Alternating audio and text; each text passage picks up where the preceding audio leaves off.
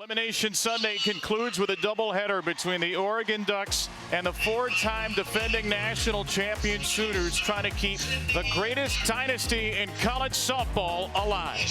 Her first start here at Devon Park in the World Series, at least.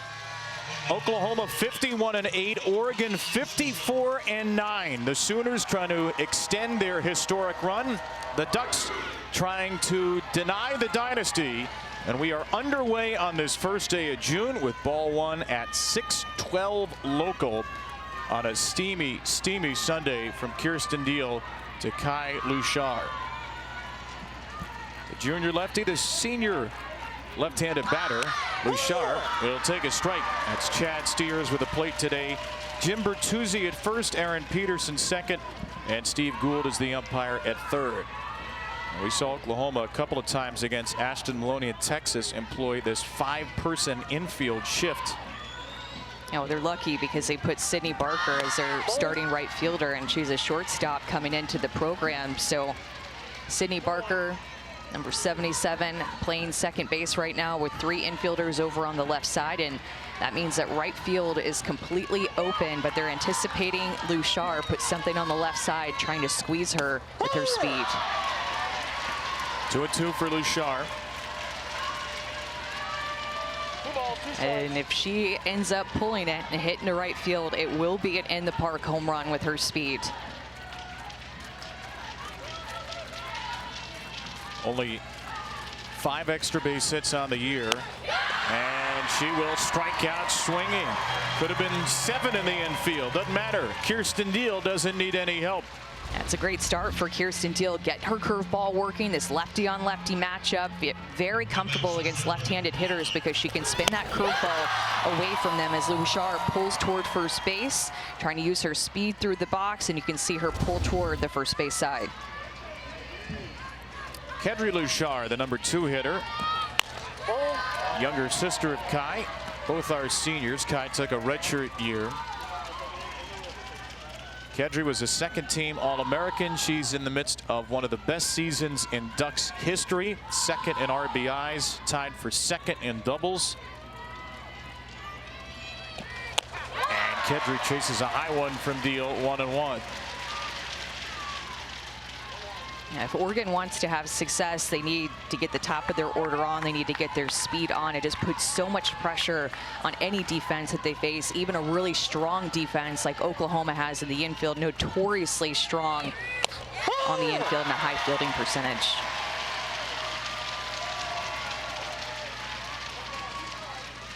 One and 2 from Deal.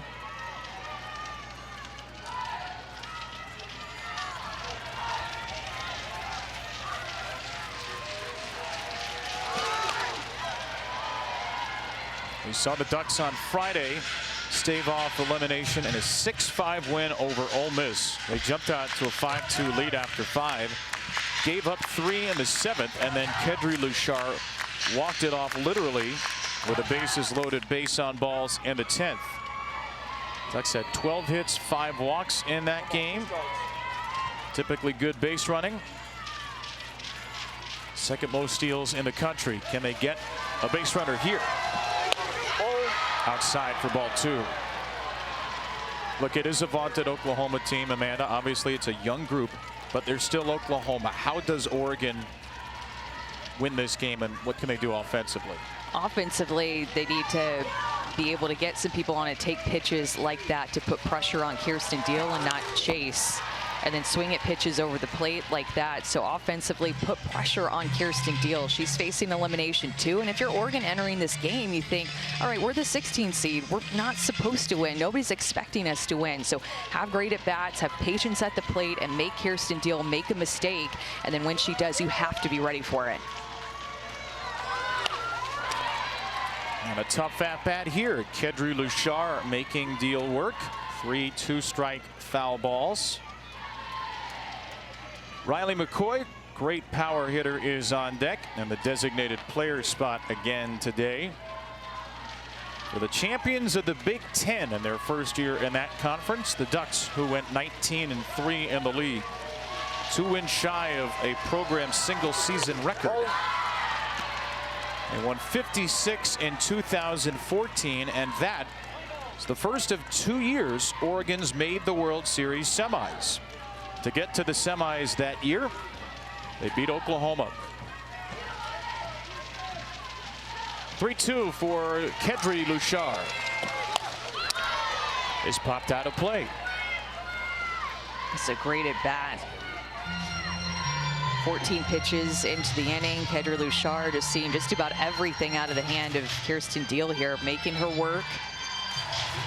Especially after her sister struck out fairly quickly. I like this AB that Kedri's putting together. It's the kind of at-bat we usually see from one of the top 2 Oklahoma hitters. Pitch number 10. That's in play to shallow center field. Abby Dayton records the long-awaited out. So here's Riley McCoy. We just saw Megan Grant, who rarely swings at the first pitch in game 1, hit a game-tying homer off Carla Pickens.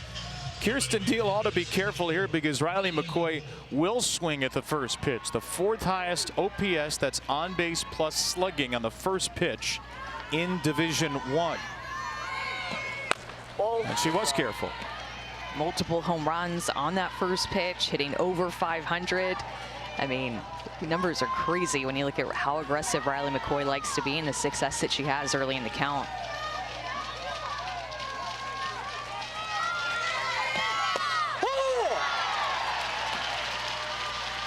McCoy reached base 3 times on Friday.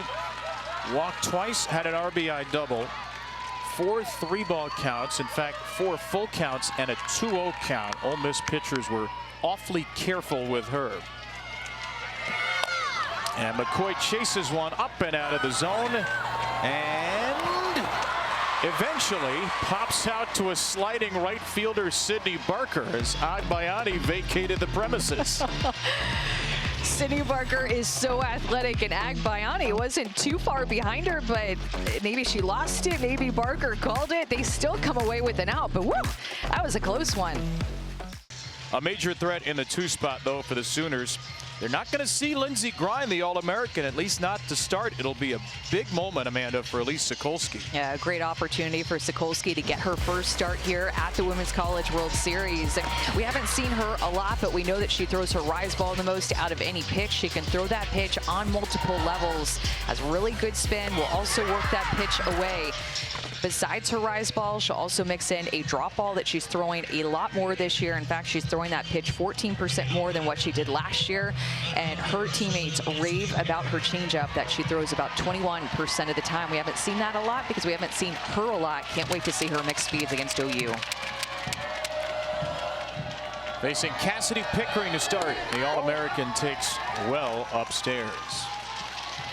Sokolski has thrown just 29 pitches, 2 1/3 innings in the first 2 games at the World Series, but she gets the ball today against this wildly talented, very young Oklahoma lineup. And Pickering lines the ball to center field. An immediate shot of energy for the Sooners on a base hit for the All-American. And I think OU is going to be looking up against Sokolski. We talked about her rise ball. That's what this pitch is right here. And Pickering is ready for it about belt high, keeps her barrel above the ball. Pickering, such a good leadoff hitter to set the tone for Oklahoma. Just a sophomore that has the experience and puts together quality at bats almost every time she goes up. First of 5 lefties in the lineup. Here's the big one, Ella Parker. A low strike 1 to start her. Boy, oh boy, you better be careful with Ella Parker, who's got 3 straight multi-hit games. 7 out of 11, 2 doubles, 3 homers, 7 RBIs in those 3. And that's against some serious high-octane pitching. Sweet Baby Ray's has turned into sweet and spicy Ella Parker in the Oklahoma crowd. 9 homers in her last 14. As she takes ball too high. I'm thinking that the sweet and spicy is how she's able to hit to all fields. I think the sweet is when she pulls the ball to the right side over the wall. The spicy is when she's able to go oppo. I don't know, just throwing some things out there. Yeah, makes sense. Some might say oppo's sweet. That's a ground ball through the right side. That'll do just fine. Sweet or spicy, Oklahoma's got him at the corners on just 6 pitches. And I really like the idea of Sokolsky mixing in her changeup early, and the height of this pitch is right on. But against OU, you have to find a corner. This pitch, more over the middle of the plate. That needs to be more on the outside part of the plate. You see Emma Cox reach back across her body. She gets Ella Parker to hit it off the end of her bat, and if it's a ball more off of the corner, it's a 3U. But instead, she's able to firm it up a little bit more to get it past Mayake for a hit. That's how important pitch location is against Oklahoma. They make you pay for the littlest mistakes.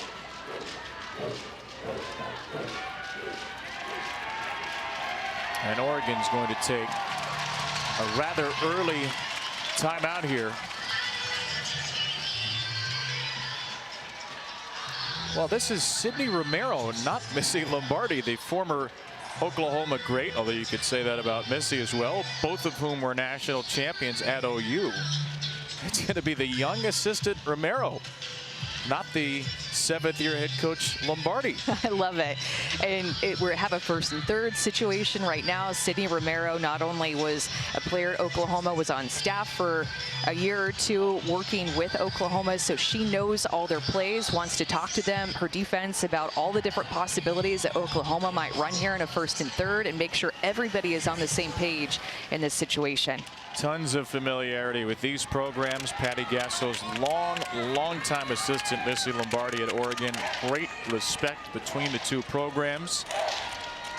But they are competitors now. Pickering and Parker at the corners, and here's Sydney Barker. Rips the first one out of play. A little shift in the Sooner lineup. Nellie McEnroe-Marinas dropped from yesterday's number 3 spot to the 5 hole, and the freshman Barker moves into this prime position.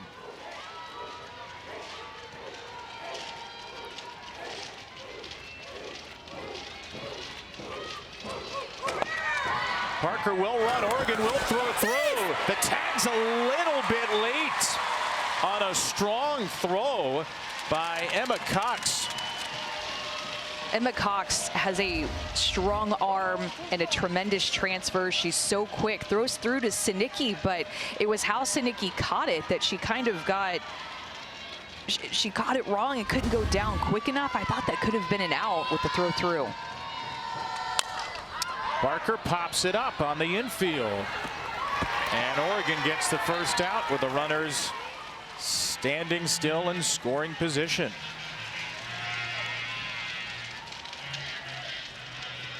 Oklahoma is now just 2 for 12. No walks, 4 strikeouts with runners in scoring position in the tournament. And Patty Gasso lamented their lack of cashing in opportunities yesterday. They left 9 on base, one of their highest totals of the season. Here's a hitter who can clear him. Gabby Garcia to take ball 1. When you look at the top of the Oklahoma order, the first 5 hitters in the lineup are freshmen and sophomores. So young at the top. Think they're going to be any good the next few years? I have a feeling they might be. Garcia lines it to a diving Jones. Kaylin Jones steals at least a run.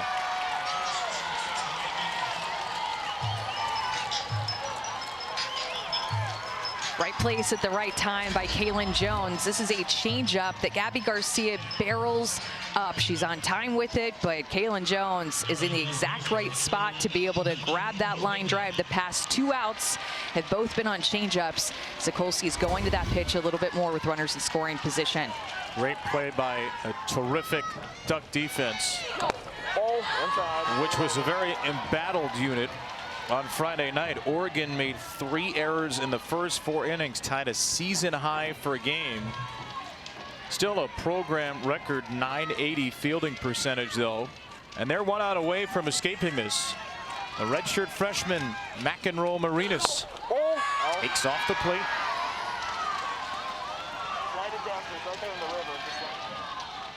Another wonderful Sooner hitter, Nellie McEnroe Marinas.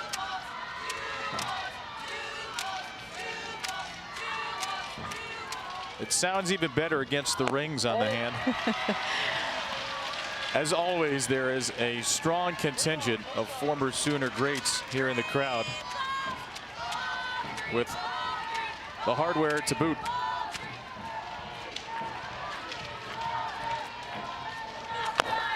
A 4-pitch walk for McEnroe Marinas loads the bases. And Oregon is living on the edge here in the first.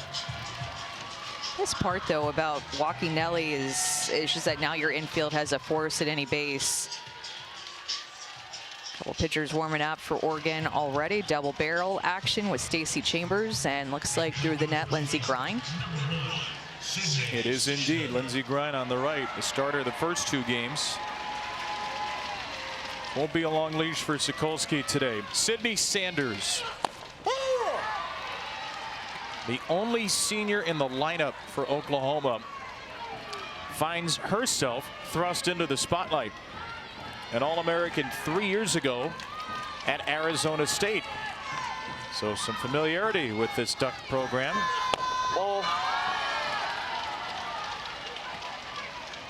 Sanders does have a grand slam this year, one of her 56 career homers, 9th most among all active Division I players.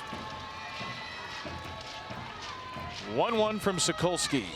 Popped her up in foul ground. Katie Flannery ends the inning, and Oklahoma's struggles with runners in scoring position continue.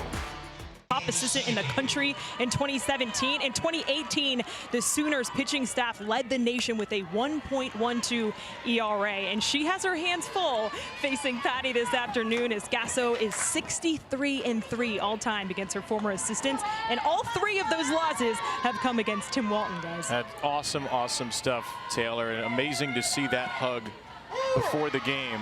That's a long time to be an assistant for somebody who could have gone on, Amanda, and been a great head coach, and she has become one. But it was hard for Missy Lombardi to leave Oklahoma. It took the right fit, and Oregon for her was that right fit. And that move for going to Oregon made a lot of waves in the softball universe, as she had been there for 2 decades. And I remember when I was in high school and getting recruited, and you would see the Oklahoma coaches, in particular Coach Lombardi and Coach Gasso, out. I would always get them so confused because they always looked so alike to me with their visors and their stature. Paige Sinicki pops one up into left for the first out of the inning. And you were just used to seeing them around the ballpark all together. I would never know, okay, which one's who's who. Like, they just have that sisterly connection even when they're not together. You think of the other one when you see the other one. Well, here's Patty Gasso, who in her first year in a new conference was the SEC Coach of the Year. And Missy Lombardi across the way, her first year in a new conference, was named the Big Ten Coach of the Year. So incredible success for these two, whatever program they've been at, whatever league they've been in. And now one of them is going to knock out the other from the World Series, but certainly there will be another embrace to come when this game is over. Kirsten Deal working against Emma Cox, who takes down and away. And here's another Oregon-Oklahoma tie. Emma Cox, who is the daughter of 2 former Oklahoma Sooners.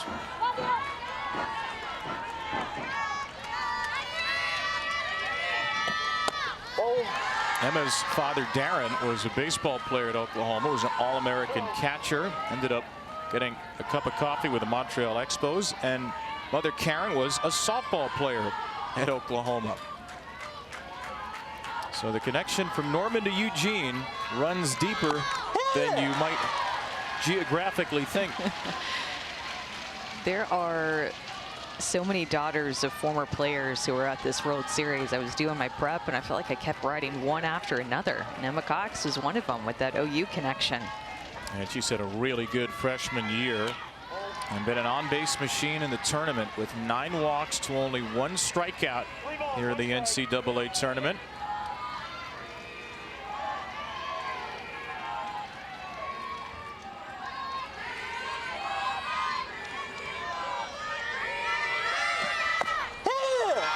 And Cox is a pitch away from either a walk or a strikeout now. I think both of these teams are still trying to figure out the strike zone early in this game as Kirsten Deal gets to the bottom of the zone with that curveball.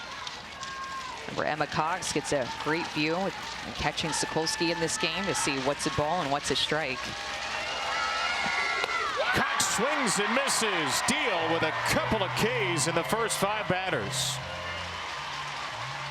I feel like Deal's ball is really spinning well tonight, and it has this upspin to everything that Oregon's going to have to work to stay above as Emma Cox swings underneath that rise ball a little bit lower in the zone. But Deal's spin looks good early in this game. She's getting Oregon to swing and miss and fly out 3 times already in this game with her rise. And then peppers one to the bottom of the zone to Des Patman. Actually, the first pitch strike Deal has thrown in 6 batters. Patman dropped a spot in the lineup to 6th after 3 strikeouts Friday, but her 1 hit was a 2-run single. And Patman unloads. This is driven deep. This is the first run of the game. Another duck dinger from Des Patman. Oregon with the opening strike on Elimination Sunday.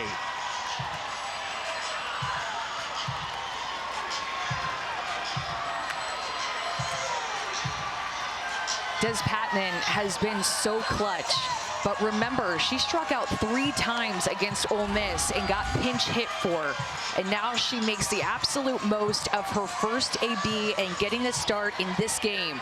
Talked about the rise ball. She's looking for it up in the zone, gets her barrel there, connects. She is on time, and it's out of the reach of Abby Dayton in center field. Just barely at the wall. Des Patman has so much power. After the game Friday, Missy Lombardi said our athletes are just drawn to her, to Des Patman. And Oregon's got a home run, and that is one heck of an omen. The Ducks have not lost this year. 42 for 42 when they hit a home run. That's wild.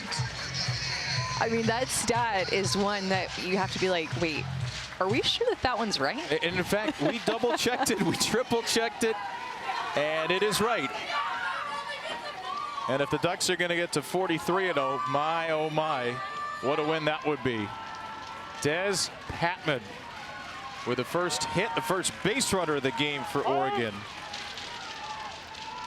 Just a few minutes after Oklahoma had loaded the bases with 2 outs at 2nd and 3rd, nobody out, but it's Oregon to cross home plate first. Slapped away foul now by Kaylin Jones. Yeah, and Kirsten Deal had gone 5 up, 5 down. The first 5 hitters that she faced with a couple of strikeouts, moving the ball around, but that's how quickly this game can change. We've seen some wackiness here at the World Series, and the games that we've seen this year can just turn on its head very quickly. 0-2 for the freshman Jones. And Oklahoma has now trailed every game of this World Series. In fact, they've trailed for most of the World Series. Trailed against Tennessee most of that game. Had the walk-off come from behind 2-out homer from Parker, and then trailed, never led against Texas, trailed most of that game too. Jones elevates the ball to left center on an 0-2 pitch. The freshman has another hit. She's now 15 for 31 here in the tournament. Yeah, she's been a bright spot down at the bottom of the order for Oregon with her 4th hit at the World Series as she just stays on this curveball. 0-2 pitch, way too close to the plate. Kaylin Jones just says thank you as she allows Kirsten Deal to supply the power and shoots it the other way. Stephanie Maake. I wonder now, how long will Patty Gasso's leash be for Kirsten Deal? Ideally, You'd love to get through this game without using Sam Landry, who's thrown now 30 of the 41 2/3 innings in the tournament for Oklahoma. And both of these coaches just choosing to give a little bit of rest to their aces, with Sam Landry at OU and then Lindsey Grine at Oregon.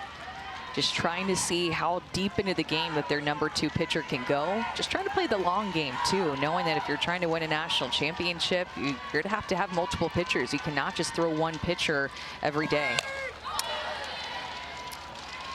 To make it to the championship series, a reminder, these teams will need to win 3 games in 2 days. Texas Tech, who's off today, will need to win just 1 game tomorrow. 1 ball, 2 strikes. 1-2 for Maake, freshman from Salem, Big Ten all-freshman team. Pops a ball out of play.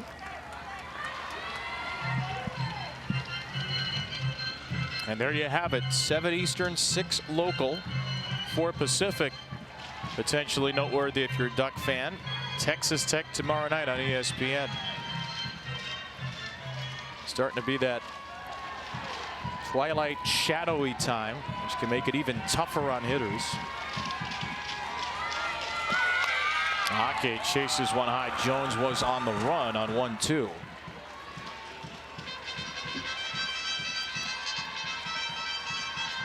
How aggressive do you think Oregon will be on the bases today?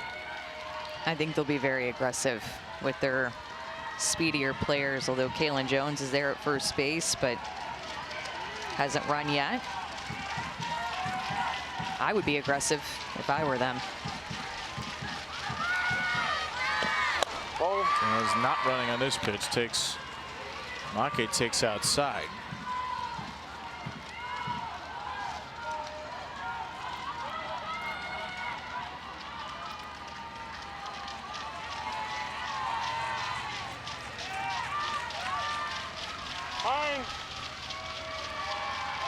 Well, we saw Texas run a little bit on Oklahoma yesterday. First and third play for a steal of home. The Sooners have struggled. They've only caught 3 runners stealing this year, and Oregon's run mad. They're not going to get a chance here as Maake strikes out. But it's Oregon with the game's first run. Des Patman is the type of hitter who feels like she can be successful no matter what has happened before. She struck out 3 times against Ole Miss, but makes the absolute most in her first AB in this elimination game against a 4-time defending champs to get Oregon on the board first. That's 4 in 9 games, 4 one-run games, a near 4-hour game. And Texas and Texas Tech staying above the fray are the 2-0 teams. The whole world, the whole softball world has been enjoying this party, including this fan who's got all 8 teams on the party nails. What's on the thumbs, I wonder? Maybe the World Series logo. Maybe. Think we're going to have an answer? Yes, we are. Just softballs. That is outstanding work. In that package didn't even show the lights going out. Remember, before we even threw a first pitch, second base wouldn't fit into second base, went into the hole. I don't know what you actually call it, but. And that was literally to start the World Series. We had a delay before Texas, Florida, because the grounds crew couldn't get second base into the ground. And then today, we all learned about our good old friend Appendix G. Yeah. There was an interminable review to figure out what the heck to do with that Megan Grant play, because nobody quite knew what to do. Tennessee challenged, as Elena Agbayani grounds one foul. Tennessee challenged that Megan Grant did not touch home plate, and it turns out she ended up touching it when Lefty Ramirez pulled her back. There was a long review, consultation with the NCAA. Such an important play to get right. And we ended up finding out that the play was not reviewable under Appendix G, which constitutes what plays are subject to video review.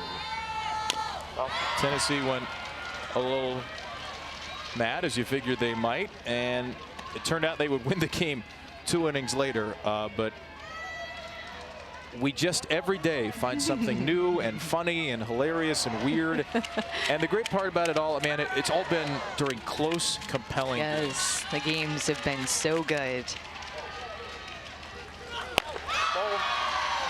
I think I'm just going to start going to sleep and reading the rule book every night before bed. Just get about 5 pages in every night in the off season after this ends. And when I'm done with it, just go back through it again.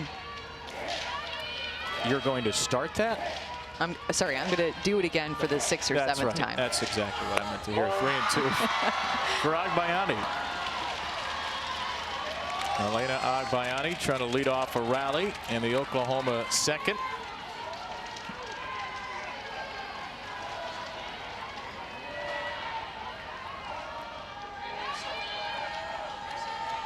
(3-2) from Elise Sokolsky, slapped to left and caught by Kai Luchar. So Elise Sokolsky pitching with a lead against Oklahoma. Got a little bit of time in the regional last year. Remember, the Ducks played pretty well against an Oklahoma team that would win the national title. They lost 6-3 and 3-2, and that was not a great Oregon team last year. They were 31-20. 23 more wins this year. One away, here's Isabella Emmerling. Well, you mentioned that regional, and it was Paige Sinicki who said, I remember leaving Oklahoma and being like, there is no way that I'm going to leave college without ever hosting a regional and just trying to go as far as we can. And so that motivation from being in Norman last year and losing to Oklahoma was what Oregon needed for this year, to grab a top 16 seed, to host a regional, and then even be able to host a super regional because Texas A&M lost in regionals. So it worked out in their favor that they got a big home field advantage to make it here in Paige Sinicki's senior year with this senior class. Emmerling with a high drive to deep left field. That will tie the game. Isabella Emmerling has her World Series moment. Her first home run of the postseason puts Oklahoma on the board.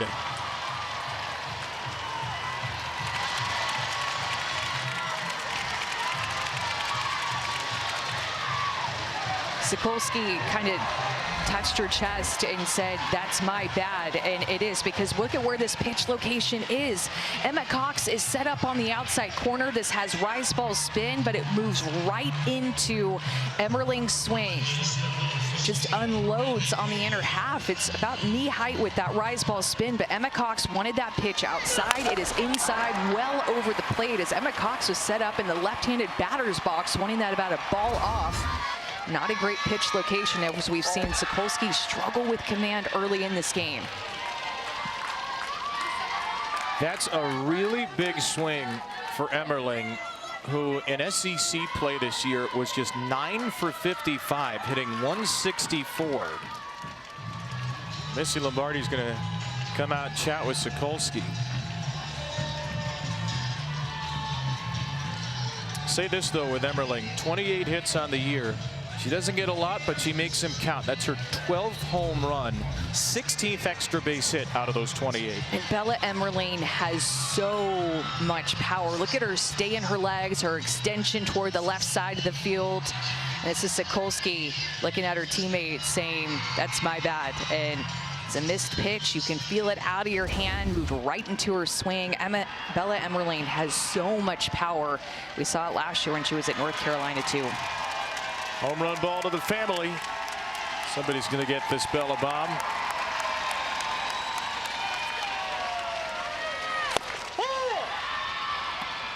So a 1-1 game, and the Emmerling family could celebrate their first World Series home run. Just the third extra base hit for Oklahoma here at the World Series. Abby Dayton, number 9 hitter, shows bunt and takes low. How nice is it to have a 12 home run hitter in the 8th spot if you're Oklahoma? Just so much power all throughout. One of the best home run hitting teams in D1.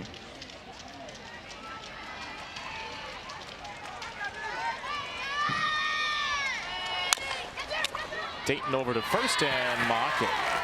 Out number 2.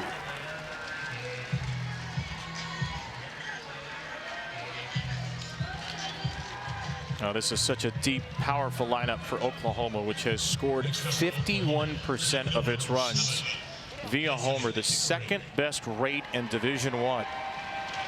And they've got the second most homers total, 118, only behind Ohio State. 2 down. Here's Cassidy Pickering. She's got 18 of them and unloads on strike 1.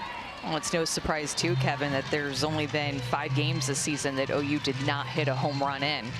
Majority of their game, you show up to the ballpark, you're going to see a long ball off their bats. Now 55 out of 60.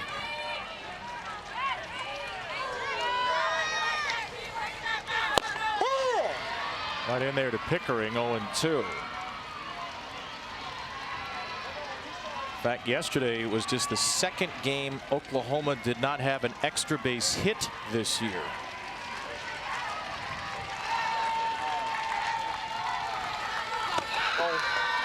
Sokolsky has really good stuff. I just feel like she's missing just a little bit at times. You know we love our Something's Gotta Give graphics here at the World Series. Oklahoma when Isabella Emmerling down at the bottom of the order homers, 10-0. Oregon when anybody homers, 42-0. right side, Jones, another great defensive play, but she couldn't get the ball out of her glove in time. It's a 2-for-2 start for Cassidy Pickering.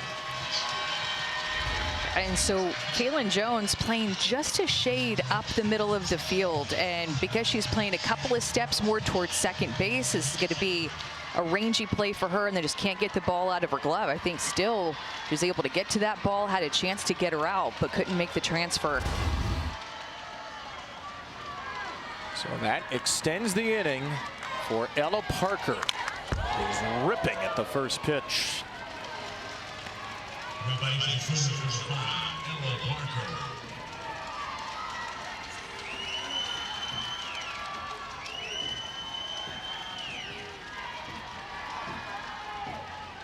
A ground ball single her first time. Off speed strike from Sokolsky here.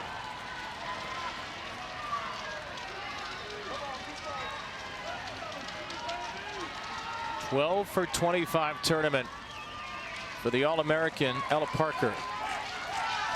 6 extra base hits.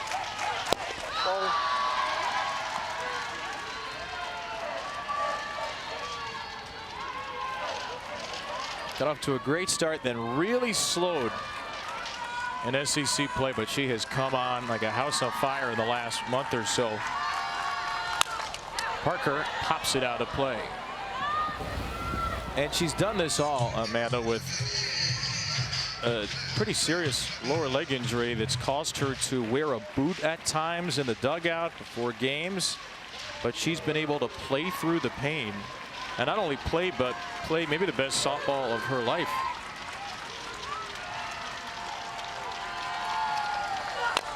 And even as a sophomore, she is like a professional hitter.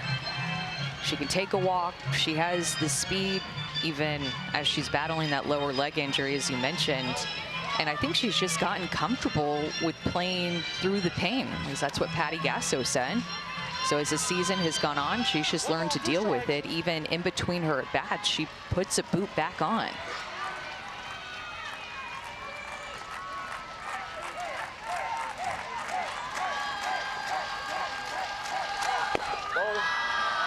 Elise Sokolsky trying to work through a second inning where she's already allowed a run.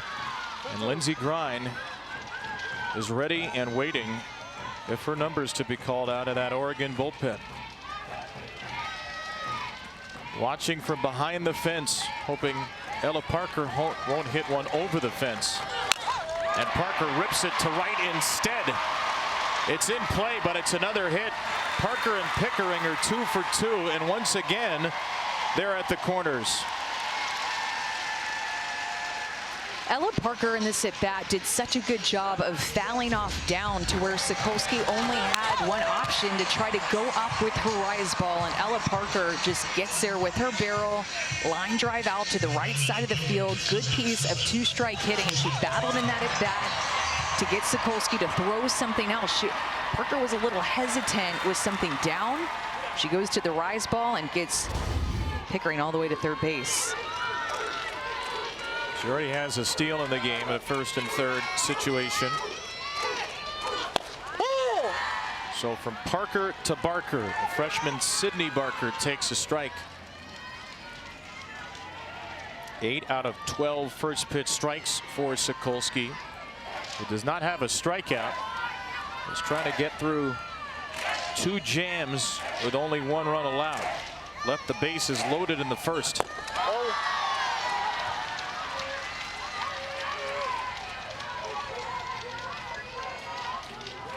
Always count on Oklahoma in these scenarios over the years, but they're 2 for 14 with runners in scoring position here in the World Series.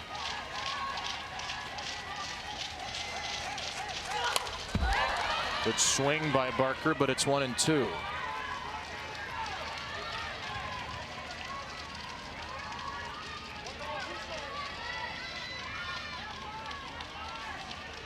Sydney Barker very strong with runners in scoring position this year. About 70 points ahead of her regular average. She takes a changeup for ball 2. I don't know where this missed. Maybe a little bit inside. We'll see where Cox frames this pitch. Number 2, Barker's in the back of the box, and that, or actually now she's in the middle of the box, but that looked like a good height of a pitch, maybe a little too far inside. Throws it again and gets the third strike call to strand a pair. Patty Gasso left shaking her head, but her team does get on the board. A 5-peat, which is what they're going for. Kirsten Deal is going to play a huge part. And Katie Flannery knocks her first pitch through the left side. So Oregon, after starting 0 for 5, is now 3 for its last 4. Yeah, and one more to add to that list is Jill Most. Back in the 90s was really the first ace of the Oklahoma pitching staff, and Missy Lombardi played with her and caught her. So another one to add to the list, along with Cammie Kiter, Michelle Gascoigne. The list goes on and on and on. And of course, Missy Lombardi coached a lot of those lefties at OU. Sydney Barker comes back in from right against Kylu Shar. Sooners go with the 5-woman infield again as they shift Agbayani to the left of second. And they just totally vacate right. Pickering and Dayton are in their normal spots. And of course, trying to work her on the outside corner to hit into the shift. You don't want to throw her in and have her pull it and get past Sydney Sanders, who's at first base. Kylu Shar, 63 infield hits. Had 3 of them on Friday night, second most in the country. The amount of time we waste waiting for those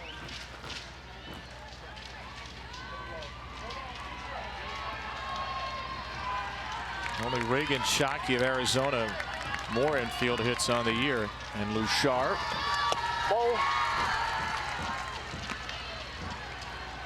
Began her career at Arizona State, but she never actually played. Went there for a semester. And then she told us that when she got in the portal, she knew she wanted to go somewhere to play with her sisters. She and Kedri are here together. Into the shallow left. That ball will not be caught. Pickering couldn't handle it then after the ball hit the ground. She had a shot at Flannery had she grabbed it cleanly, but the Ducks have 2 aboard. Right off the bat, I thought this was going to fall, and then I saw the read from Pickering. I was like, oh, she's going to get there, and she did, but she just can't hold on to it. Goes underneath her body. She still had a chance and an opportunity for an out at second base, but because it's behind her, it was tricky for her to find and recover. And now Oregon has 2 on and a missed opportunity for an out there with Pickering, as it was right there on her glove. right in those left field shadows. Kylu Shar drops in her 17th hit in 35 at-bats in the NCAA tournament. And Oregon, which pinch runs liberally, will bring in a runner at second.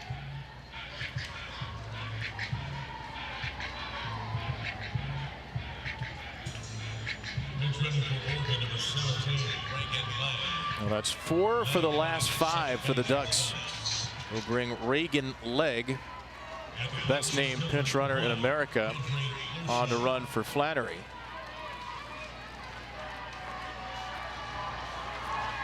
Kedri Lushar. 2 on, nobody out. Oregon is not going to play small ball here. They will let a batter with 29 extra base hits swing away.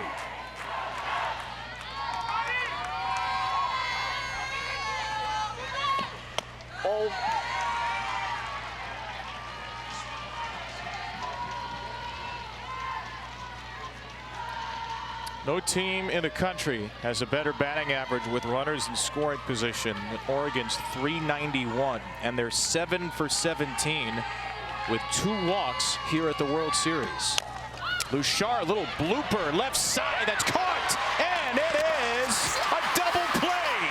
Great catch by Garcia, and then a snow cone by Agbayani.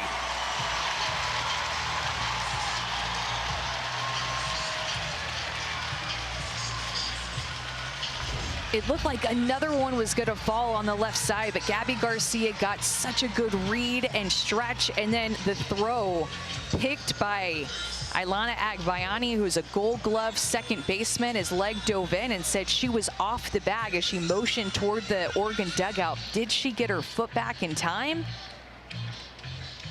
Oregon will challenge it. Well, first Missy Lombardi is talking to the umpires, and if they don't reverse their on-field call, it appears then she'll call for a challenge.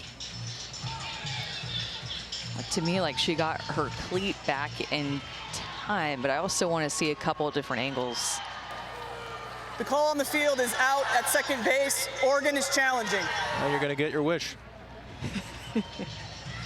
Christy Cornwell, our rules analyst, could chime in here. Christy, what'd you see on this play? Well, what they're going to be looking at is whether or not the fielder held her position on the bag. In my opinion, I think she got back in there, so I think the out should stand. And you can see it's that left cleat. Great pick, too, to get possession of this ball right in the heel of the glove from Agbayani, who was the Rawlings Gold Glove winner for collegiate second baseman. Think of this position that she's putting herself in, reaching across her body, worried about her foot. She's stabilized on her right hand. She's trying to keep the ball from moving in the heel of her glove, and yet she still gets her heel back on second base. After review, the call on the field is upheld. The runner is out. Oregon's first challenge. The athleticism on the field for OU and how quick they are, something that has stuck out to me all year long. So many new faces on the infield, yet the level of play on their infield and level of play with their defense still remains at such a high level. The Gabby Garcia reach to rob a hit, and then Agbayani helping out her shortstop with the throw to turn that into a double play, which is pure athleticism. Gabby Garcia is just going to be the next in a line of great shortstops, great infielders at Oklahoma. Only 3 errors on the year. And I think that's a prime example of maybe why you go to the short game there, because Kedri Lushar pops it up, and yes, she has all these extra base hits, and maybe you don't just want to play for one run, but you risk that putting the ball in the air and turning into a double play. Well, that's going to be the end for Kirsten Deal. 50 pitches in. Patty Gasso will turn to her ace, will turn to her All-American in the circle. It is Sam Landry time. Final year here at OU. She has electric stuff. Her drop ball like that is her most used pitch. Her changeup is her favorite pitch. She'll also work in her rise ball up in the zone and spin a curveball that gets great break into lefties and away from righties. She has great spin, strong velocity, 69, 70 miles an hour, and that drop ball is a much improved pitch from her time at Louisiana and has become her most used pitch. Well, she went the distance yesterday.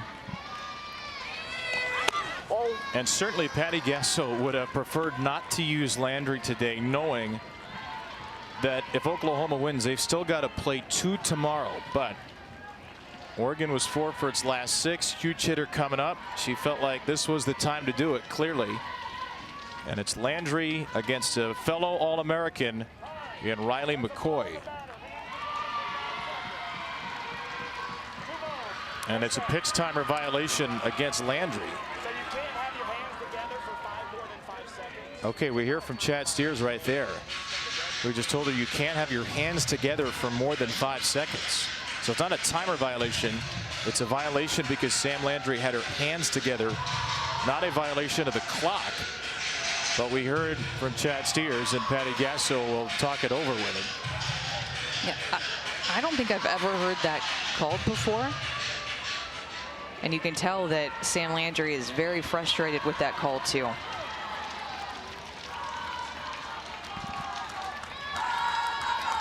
That's probably an Appendix H. Yeah, exactly.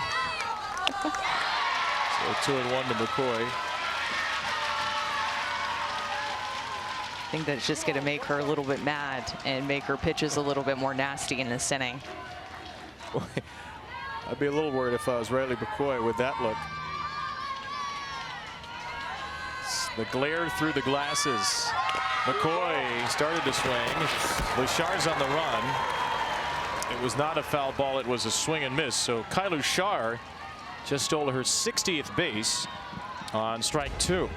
Went to her changeup, back-to-back pitches in Oregon, knowing that she wants to throw a lot of changeups and testing the arm of Emmerling. Going to go with the wheels into second base.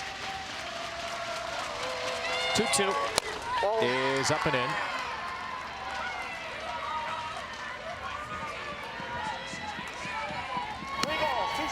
Kai Lechar, Big Ten record 60 steals. She's just become the 15th player in Division I history with a 60 steal season. Wow.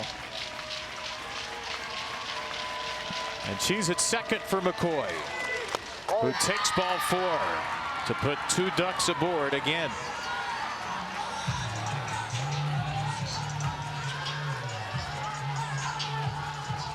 Isabella Emmerling out to the circle to talk with her new pitcher, Sam Landry. And there are indeed a couple of ducks on the pond for Paige Sinicki.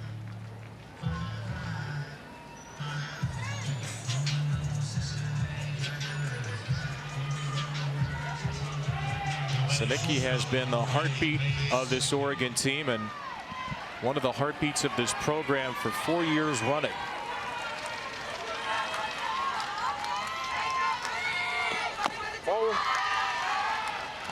And she's probably one of the shortest cleanup hitters in the country at a listed 5'2". Don't let that fool you. She is 11 for 28 with 7 extra base hits and 7 walks in the tournament. By the way, she hasn't struck out. That's a 7-0 walk to strikeout ratio in the NCAA tournament.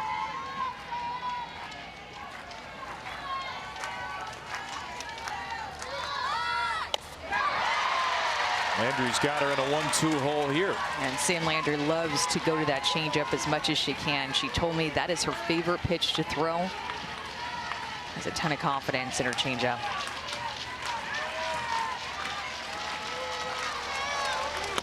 Strikes out for the first time in the postseason. Sam Landry escapes a jam. And the thing about her changeup is that she can throw it through the zone and she can get you to chase it well out of the zone. Goes to it multiple times. Runner in scoring position, goes at the cleanup hitter with her best stuff, her best changeup. Gets Sinicki out, and Sam Landry enters this game.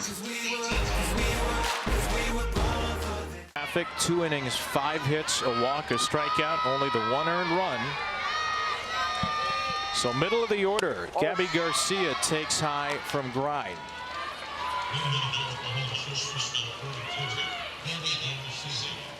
Lindsey Grind's 24th relief appearance of the year. And her 53rd appearance, period, the most in the nation. Garcia out of play for strike 1. Career high 9 1/3 innings for Grind on Friday night. And she faces a powerful part of the lineup here with Garcia, one of the leading home run hitters in the SEC.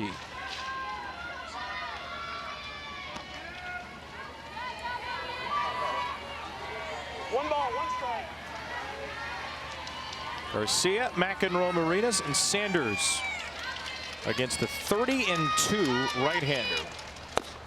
He drops in an off-speed, strike 2. It's a great pitch with that changeup, as Lindsey Grine will mostly be up in the zone with her rise ball, and you have to be very careful with that rise ball. It's a high-risk, high-reward pitch. Can get a lot of swings and misses, but it's also the pitch that can get hit out of the ballpark the easiest. And she strikes out Gabby Garcia to begin her day. And she'll work her rise ball on multiple different levels, all the way from the knees to the eyeball. She can throw it on both sides of the plate, has a lot of confidence in throwing an outside rise ball, even to right-handed hitters. And then we'll mix in her changeup. It can dive down. She'll throw that pitch through the zone as well. Those two pitches go hand in hand to give these hitters a different look as they try to settle in on her rise ball. And prime example there that just struck Gabby Garcia out. 232nd strikeout of the year. Lindsey Grine, the second most strikeouts in the Big Ten, 13th Division I into today, and that rise ball, Amanda, is typically the one. And many of those strikeouts coming off of her rise ball that she'll throw almost 70% of the time. And look at how opponents entering this tournament hitting 176 off of her rise.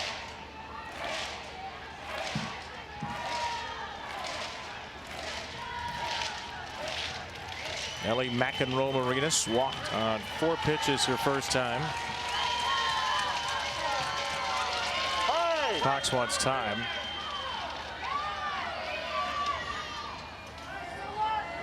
Where's the C on her jersey? It's just a redshirt freshman. McEnroe Marinas learned from several of the great Oklahoma players of the last 4 years. Her freshman year, their senior year.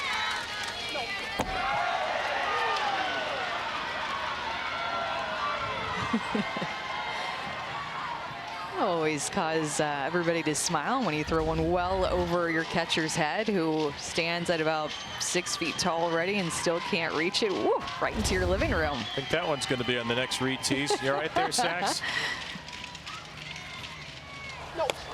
So Lindsey Grine has now hit one of our fearless camera operators, and she's hit a clump of dirt.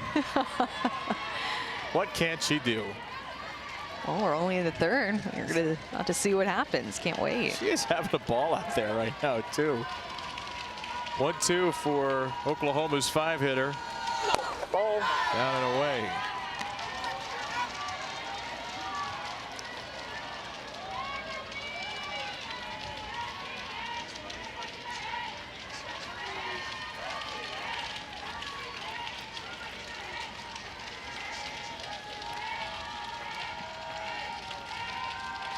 Two-two pitch.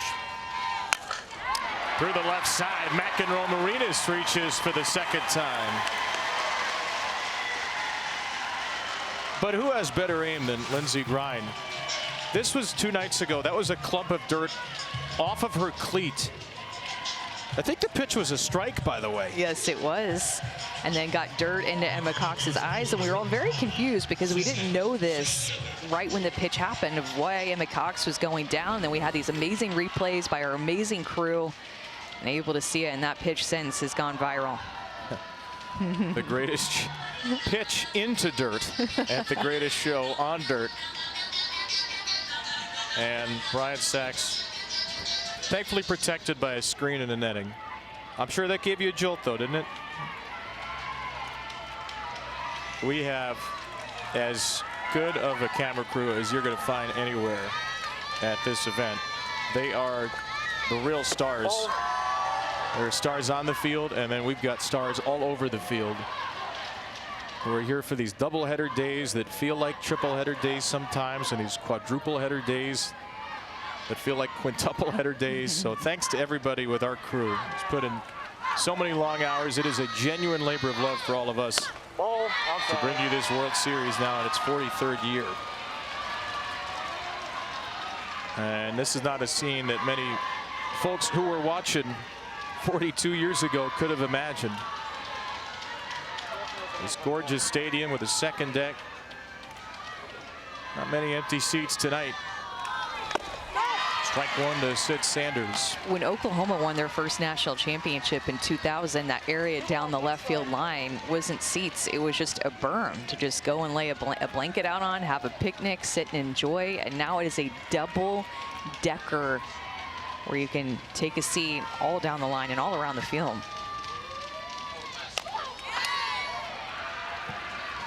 It was fun to see Patty Gasso reliving that video posted on the NCAA softball Instagram. You could see Patty's real wry, dry sense of humor on that. She was talking about the shorts and kept telling herself to stop chewing gum 25 years later. But there were fans packing the berm for the first of now 8 OU titles.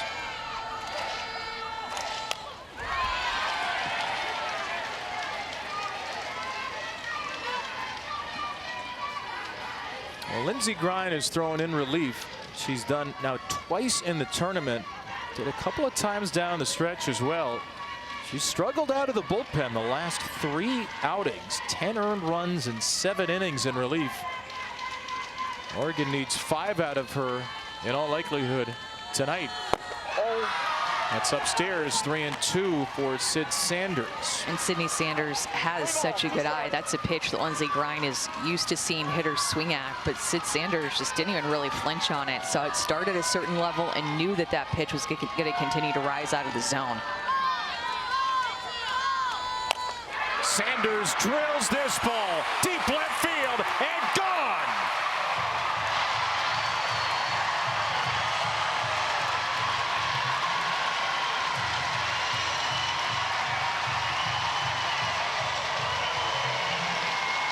Patience leads to power for Sydney Sanders. 3-1 Oklahoma.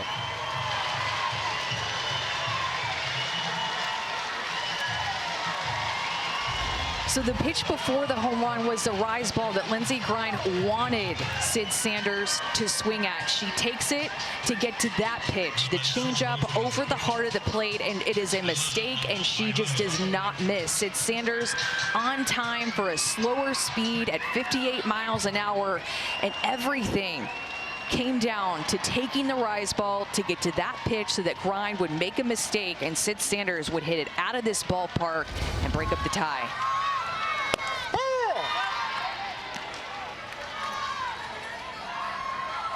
57th career home run for Sydney Sanders, who was a first-team All-American as a freshman at Arizona State, hit 21 that year, and is the only senior in this lineup. She can go through some really dry spells, but 2 things keep Sanders' bat in the lineup and keep her a fearsome presence. Her great eye, 43 walks to only 21 strikeouts. And her great power. And that power has put Oklahoma in the lead for the first time tonight. 1-2 for Elena Agbayani.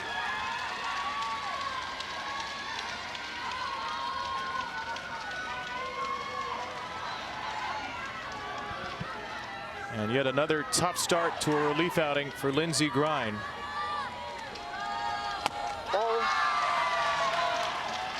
It never ceases to amaze me how Oklahoma, these past 4 years in particular, and this 5th coming to this year, just always seem to have each other's back.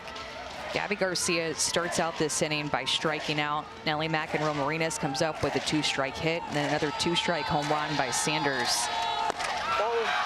And the same thing happened in left field when Cassidy Pickering didn't catch that ball. The Sanders family gets a home run ball with a well-made sign to boot. 3-2.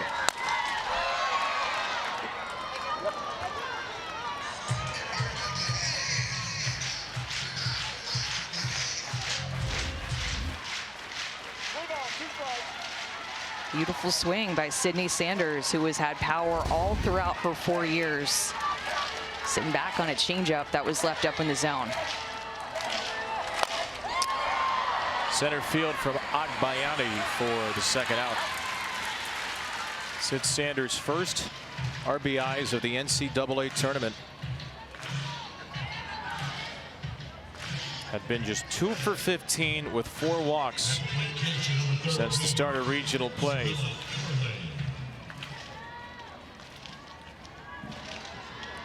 Here's Oklahoma's first home run hitter, Isabella Emmerling.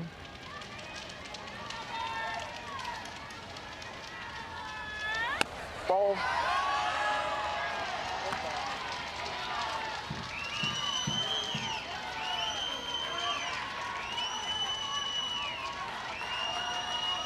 First 3 years North Carolina, medical redshirt as a true freshman.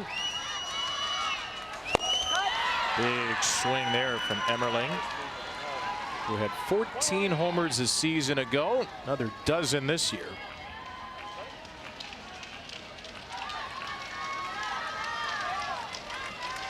She's had big home runs all season.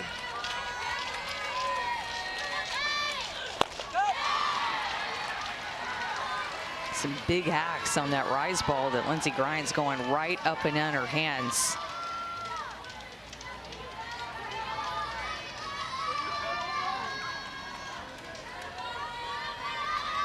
One and two. Ball.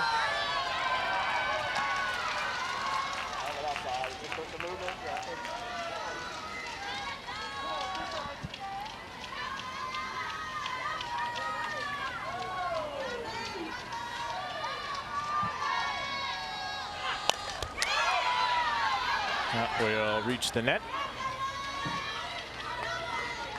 Emmerling introduced herself to Oklahoma fans with a game-winning grand slam at San Diego State, just her second day as a Sooner. 2 home runs in their SEC opener against South Carolina. Go-ahead 3-run homer in the 5th inning of a Mississippi State win. And a World Series home run to add to that in a memorable first year with OU. Ready for his 6th pitch here, which is low.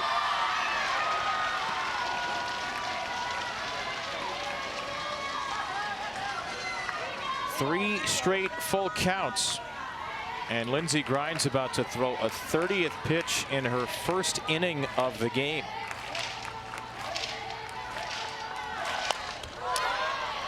And there will be a 31st. Feels like forever ago that Gabby Garcia struck out to lead off this inning. Like Lindsey Grimes had the momentum, and then here comes Nelly with a 2-strike hit to get on. This Oklahoma team just makes you battle. They have such a good eye, so many pitches that they see at the plate.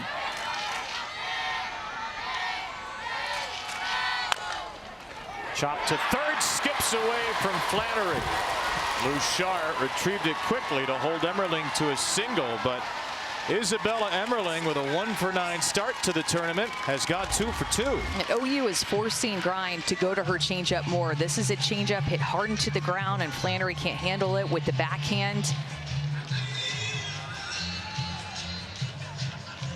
Tough play for Flannery, and playing well back behind the bag. Got an in-between hop and just can't make the play.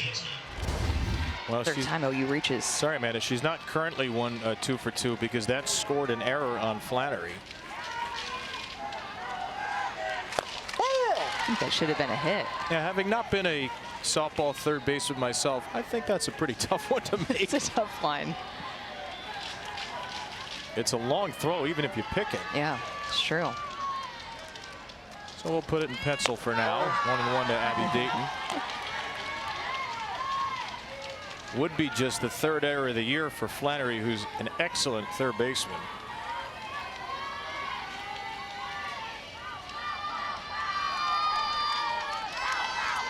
Does open the inning for Dayton. And Dayton came in to college as a slapper. Remember, she started out her career at Utah, and she started swinging away and hitting more when she was a freshman with DJ Gasso, who was a head coach at Utah, which is Patty's other son, who's now currently at Arkansas as the hitting coach there. In fact, Abby was in the World Series with Utah 2 years ago. One of the surprise entrants of the last few World Series. That Utah team was a 15 seed, caught a bit of a break. Just like this Oregon team did when they had a top 2 seed knocked out. UCLA lost in regionals, and Utah hosted San Diego State, won it. And they got to join the World Series fun 2 years ago. I had a chance to ask her too what it's like to work with JT, and she just raves about working with him. Who's the OU hitting coach and Patty's other son, one of the best hitting coaches in the country. And she said he will say just one small tiny thing and then boom, you'll hit a home run. He likes to use more film and let's see how this pitcher is throwing, and more data-based. They watch a ton of film together, Abby Dayton along with the rest of the Oklahoma hitters with him, and kind of like a classroom setting where they study pitchers and just talk hitting and approach. And as you all could just see, he's still teaching. He's coaching pitch to pitch. 7th pitch here. Oh, it hits her. Look at her. Hitting the helmet, no big deal. She pops up with a smile on her face and her hands in the air. Patty will check on her. Hopefully Abby Dayton is okay. She certainly seems like she is.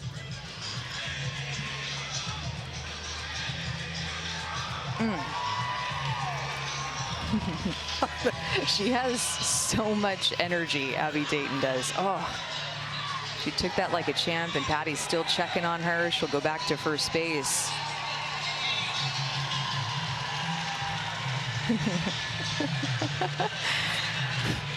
Oh, these kids. I haven't seen the full Michael Jordan tongue out celebration on a hit to the helmet before. Add another one to the list of firsts here at the World Series. You know, I will say this feels like a big blow to Oregon right now. Elise Sikulski gets to start. You bring in your ace in the 3rd inning, and you start out with a strikeout, trying to take the momentum in a tie game. And right now, Oregon cannot get out of this inning with their ace, who they brought in. So a bit of a slow start, and they thought that it would be a quick inning, try to go at these hitters. First time that they're seeing her, and they're seeing her well, and she's struggling with her command a bit. Remember, hit by pitch in the helmet. There was one that almost hit Brian Sachs, our camera guy. So struggling with command here early. She's hit 4 batters in the NCAA tournament and 15 on the year. Grind can be dominant. She can also spray the ball.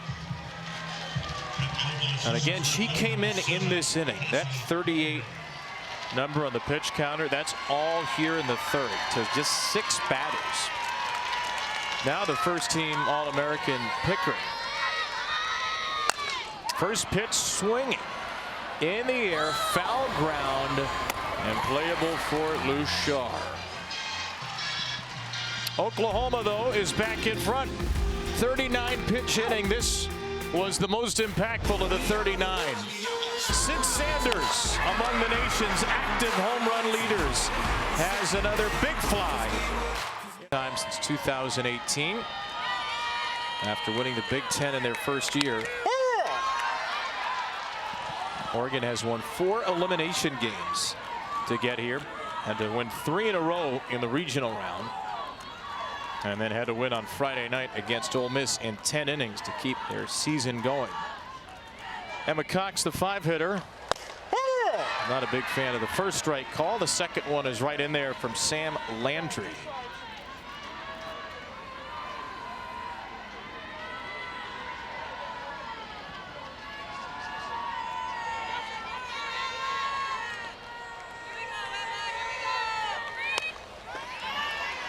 Sam Landry is just so tough because she throws up, down, in, and out, all with really great command, velocity, and spin.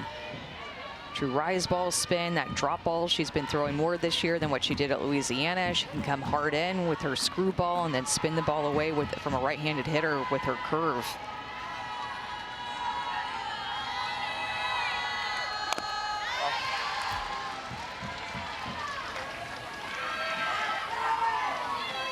Coach Lombardi and Lindsey Grind talking, going over hitter by hitter, pitch by pitch, probably saying this is how this pitch felt. This is what I was thinking in this situation. I thought this was going to be a strike. Just mulling over that last inning. They have 39 pitches to go over. That was a long one.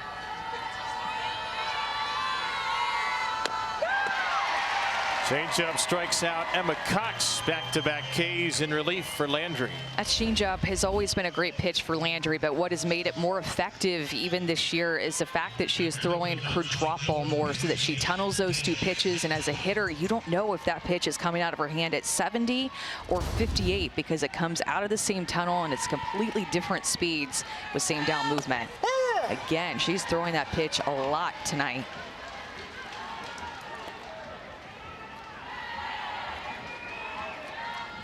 Working for the 7th time in the NCAA tournament and the 1st in relief. Des Patman, the home run hitter from the 2nd, bunts. And Patman is out. And Sam Landry fields her position very well. She can get to a lot.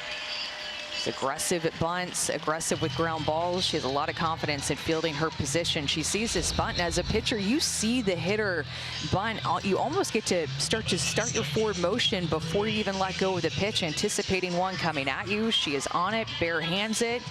No movement with her feet to just make the perfect throw. Sam Landry is so good at fielding her position. In fact, she was the all-defensive team pitcher in the SEC. The most assists among pitchers in the SEC. And she's got 2 outs now for Kaylin Jones. Ball. Hey, she's a tough pitcher to take deep with all of her down movement. Just 19 home runs allowed this year and 181 2/3 innings. Hard to take deep, hard to bunt on. That combination partly why Sam Landry was a 2nd-team All-American in her 1st year after transferring from Louisiana.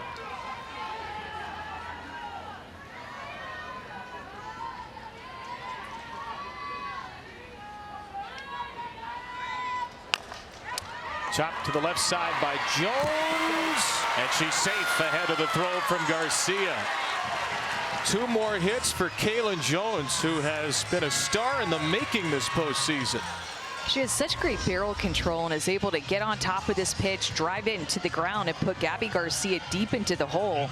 I mean, the athleticism of Gabby Garcia is incredible. The way that she's able to throw on the run and make this play even kind of close at first base. She can cover so much ground and a great stretch and pick from Sid Sanders at first base. So here's Mahake, the tying run, and she very nearly tied it. Just a little bit under it. Ella Parker's going to lead off for Oklahoma. Already with 2 hits today, already with 2 home runs at this World Series. Oklahoma trying to roll into the semis. Back-to-back seasons, gaudy numbers. Average and power for Parker. Facing Lindsey Grind for the first time. Impressive just to play through pain. But as a hitter, what stands out to you? What impresses you about Ella Parker's swing? She's just always so balanced in her approach, so it gives her the opportunity to hit both sides of the plate and up and down. Her takes are really balanced. You can always tell that she's just stacked, not moving around a lot. Has a great eye at the plate and the power to go along with it.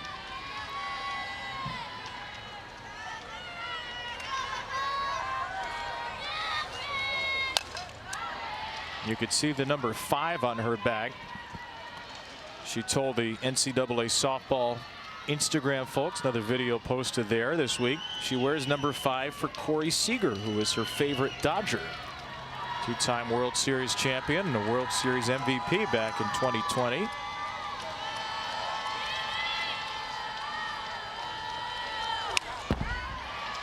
Kevin, in the offseason in LA, she works out with some Major League Baseball players. She's the only softball player there. I was talking to Pico Armstrong, who is one of them, and he said she's as good as anybody there. So much respect from even the guys in Major League Baseball. That's really cool. And the baseball bloodlines run deep. Obviously, her uncle Dave Roberts, Dodger manager, And she takes outside for ball 2. Just letting the pitches travel deep, too. You could tell she was in go mode with 2 strikes, but recognized late that that pitch was going to be out of the zone and able to take it and keep her barrel back.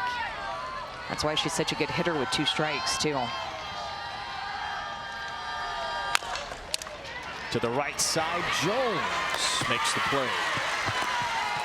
Hey, the Women's College World Series finals begin in 3 days. Wednesday night, 8 Eastern, 7 local ESPN. For more information, go to NCAA.com, your home for all 90 NCAA championships. We're going to find out tomorrow who will be in that championship series. The favorites are the 2 Texan teams in the field. Texas, the 6 seed, Texas Tech, the 12. They are the 2 2-0 teams. They only need 1 win. Tennessee will need to beat Texas twice. The Lady Vols and the Longhorns both looking for their first title. And then the winner of this game will need to beat Texas Tech twice tomorrow night.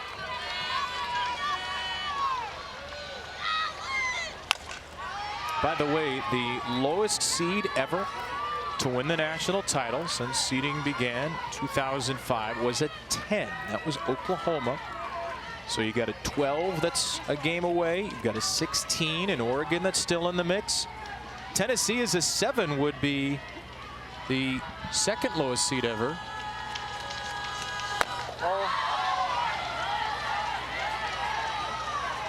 And it's been a strange postseason with the overall #1 Texas A&M being knocked out in the regionals.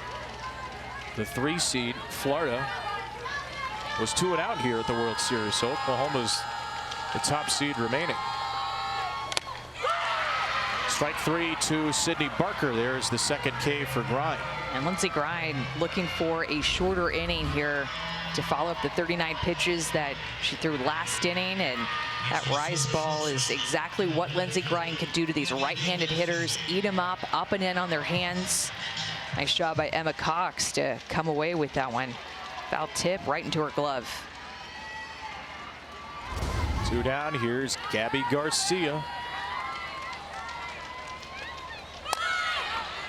Liking the response from Lindsey Grind after that long inning. Especially they got somebody on offensively with Kaylin Jones last inning, and then a well-struck ball by Mayake.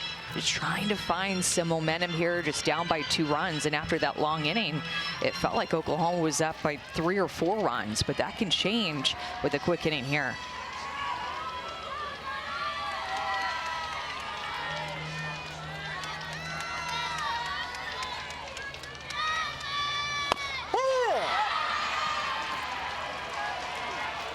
Fired up after strike 2. Lindsey Grind just whipped the ball into her glove. She's getting her swagger back in the circle.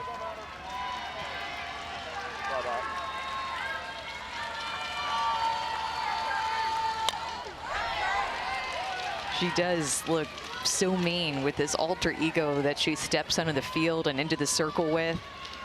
A lot of energy. You could tell she just gives her all to all of her teammates, to every pitch, nonstop, all the time. And she's talked about it, that alter ego, that she flips a switch when she steps into the circle, and it is just competitive game time to bow up and go and compete against hitters.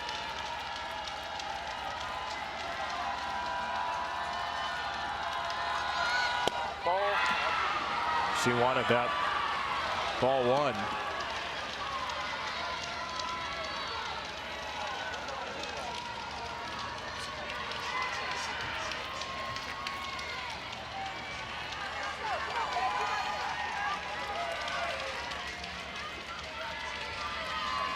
The face of one of the nation's best, fiercest pitchers.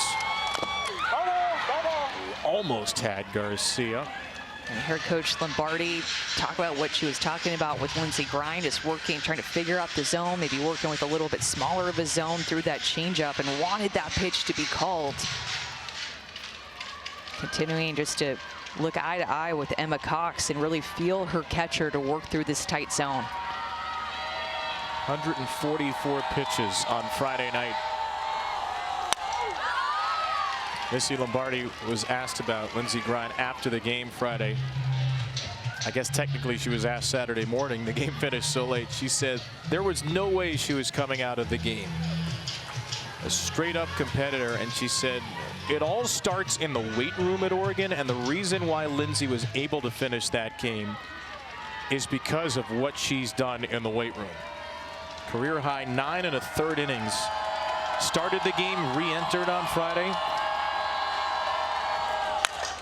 And Garcia drills one to left center, and Grine with a nice bounce back. 1-2-3. That's Kedri Lushar, who will be due up third after her sister. The Lushar sisters hoping these will not be the last 3 innings of their Oregon career.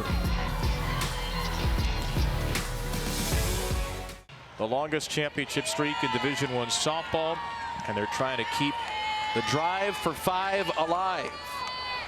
3-1 in the 5th as Sam Landry gets the bottom of the order with Katie Flannery. Then the top of the Lushar sisters, Kai and Kedri.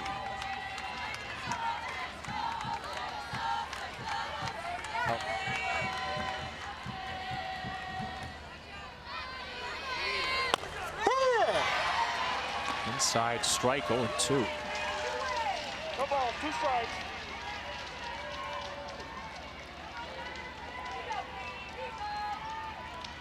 Flannery, one of 5 Oregon hits today.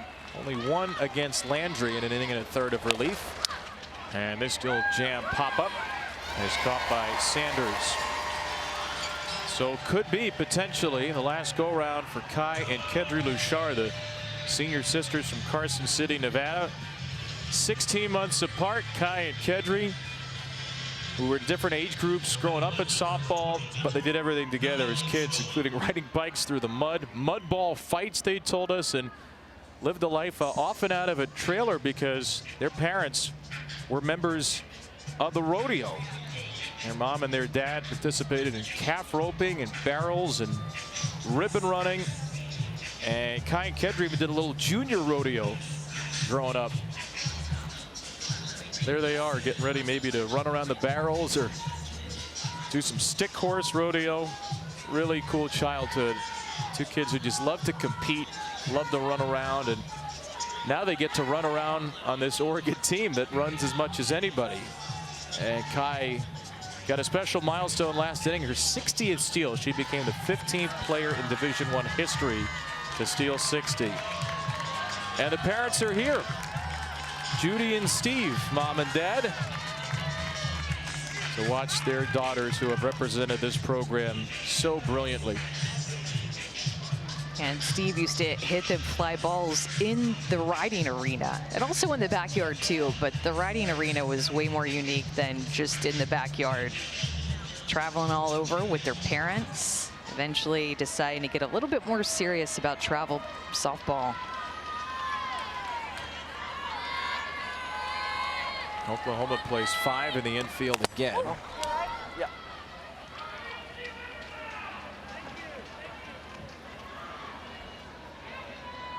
So there's Pickering. She's still in left. You got Pickering and Dayton out there. They've got 2 outfielders. Yeah, now Hannah Core is in center field. So we were seeing Sydney Barker on the infield. Now it's Dayton. Yeah, so Core is in the game instead. And they like her as a late game defensive replacement in center. So Dayton right now is basically the second baseman. Agbayani, the second baseman, on the left of second. Sam Landry really likes to work the outside corner, both with her drop ball and her screwball, going up against these left-handed hitters. And for that screwball that she'll throw, she has a tendency to step really far left, almost toward first base. We were showing you Steve Lushar, and he tells a great story about how one summer they got back to their house and the girls were asking, "We want to go home." They thought the trailer was home, the trailer they spent all the time in when they would be on the road for rodeo. It speaks to just how much time they spent there, but they just competed in everything no matter where they were. They would get 5 cents if they made an out. They would throw into the bucket $1. So you can tell why these girls were raised to play softball, just the competitive nature. Yeah, they said they asked for a trampoline if they could run up a hill in under 2 minutes. And they did. And they got it. And they got it. See, parents, bribery works. Bottom line. 2-2 for Kai Lushar here. 3-1 game in the 5th. Kai runs it full.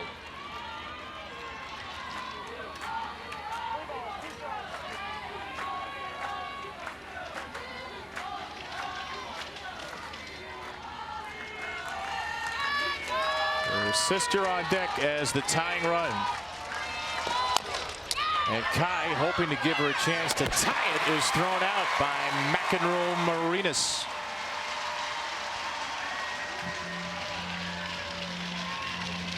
Nellie McEnroe-Marinas and Gabby Garcia on the left side. They are just so quick. Couple of freshmen. Nellie, a redshirt freshman. Gabby Garcia, a true freshman at shortstop. Holding down the left side.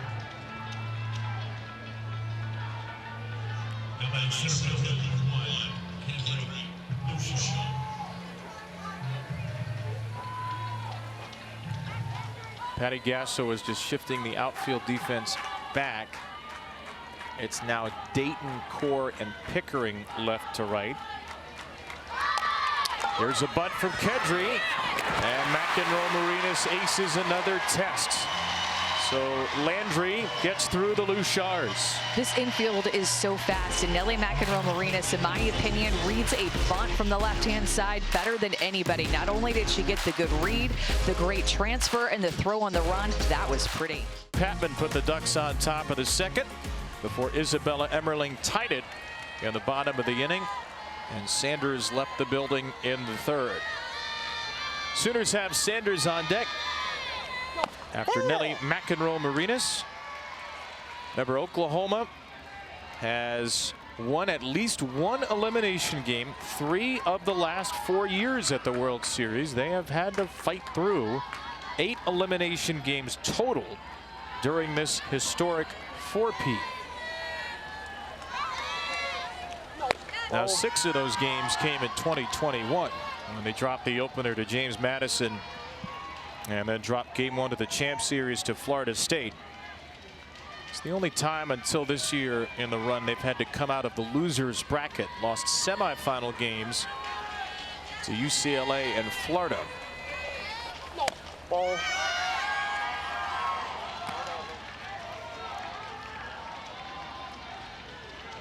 It's not their home field, but it is their home not far away from home, Oklahoma. 36-10 in the last 8 World Series.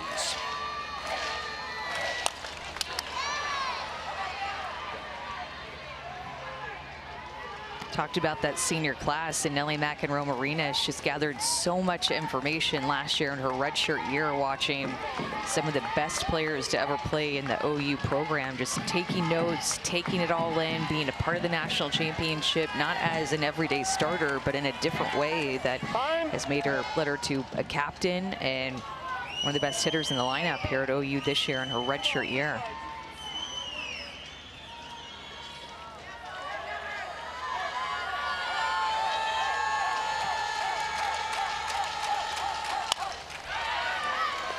From Hawaii, and actually worked with Jocelyn Allo's dad a little bit too. And believe it or not, she was there in Hawaii when Jocelyn Allo broke the home run record and got to see that happen.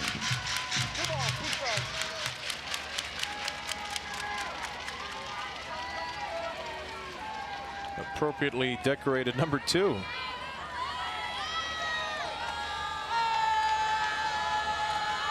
Ball. 3-2 to one of the hammering Hawaiians on this Oklahoma team. There's another one a couple of batters away. And Alana Agbayani. And Patty early on this year said that Nellie McEnroe-Marinas reminds her of Sydney Romero in the Oregon dugout right now on the coaching staff. Ooh, she tossed the bat aside thinking she had ball 4. Instead, it's the 3rd K for Grind. It's been a little bit inconsistent, in my opinion, on the inside corner. Sometimes this pitch has been called later in the game, and sometimes it hasn't. But this time, Lindsey Grime benefits from I'm thinking about a ball off the plate on the inside corner. Nelly thought she walked, but Grind likes that call in the inner half. Ball.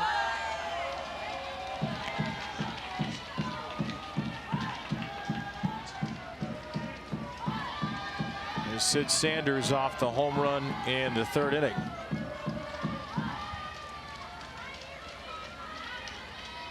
The 7th of her career. Last year, Kinsey Hansen said that, number one, Sid Sanders has never had a conversation with Kinsey where she was not laughing and smiling, which not what you see for somebody who's very stoic on the field typically, and also said never gives up an at-bat. It's pretty high praise from one of the great leaders maybe we've ever seen in Oklahoma softball, Kinsey Hansen. We have seen Kinsey here this week, by the way, but she's not here tonight. AUSL training camp as the league is 6 days away from opening day. Athletes Unlimited Softball League.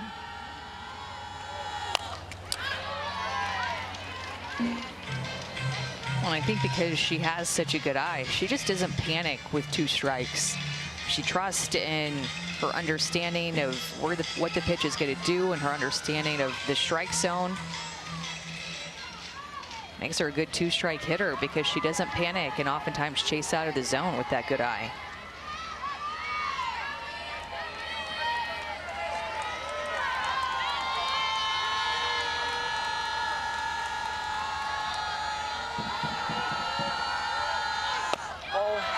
Taking a pitch like that. It's what she did in her last at bat too. Took a rise ball that Grind wanted her to swing at and then hit a home run the next pitch. That was on a changeup.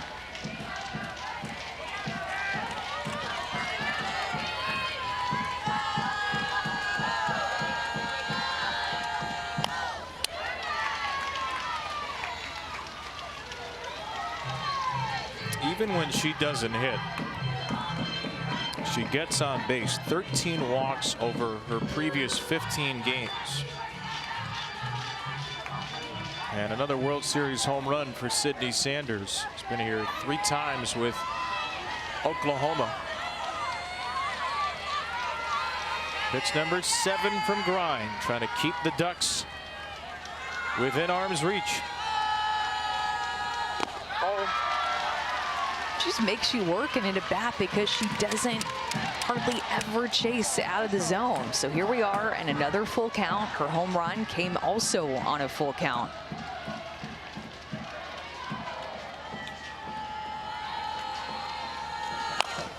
And it might be another home run on a full count. Rinse and repeat. That was absolutely smoked. And a 2-home run game at the World Series for Sydney Sanders gives the Sooners a 3-run cushion.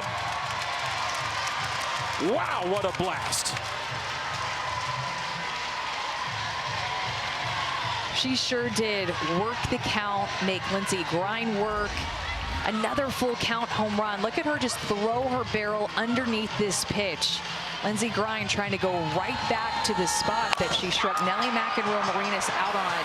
A low rise ball, and Sydney Sanders sees a rise ball that is down. Backspin, 68 miles an hour, and is just ready for the inside corner. My goodness, Sydney Sanders, these last 2 ABs that she had have just been something sweet to watch.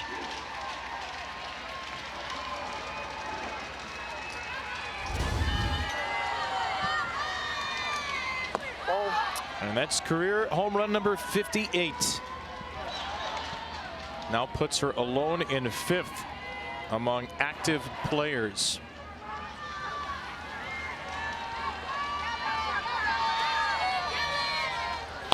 All of her runs in this game have come from home runs. Both teams combined are 0 for 7 with runners in scoring position, but a lot of balls leaving the ballpark in this game. Who needs runners in scoring position when you hit it over the fence? still remember the beginning of the year, by the way, that Patty Gasso didn't think that this team was going to be a big home run hitting team. She was focused on their speed. Felt like they had good speed, more than they've had in a long time. And about midway through the year, she said, I don't even recognize how many home runs we're hitting.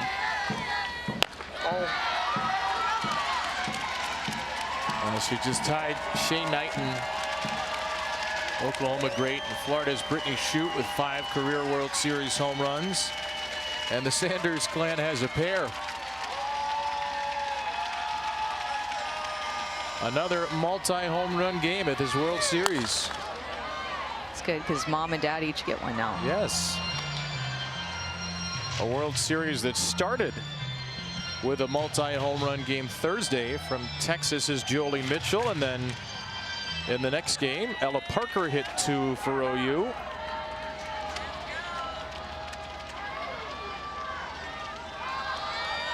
(3-2) for Agbayani. Make clean it up. We got to see this again because I'm not sure we did see where it landed.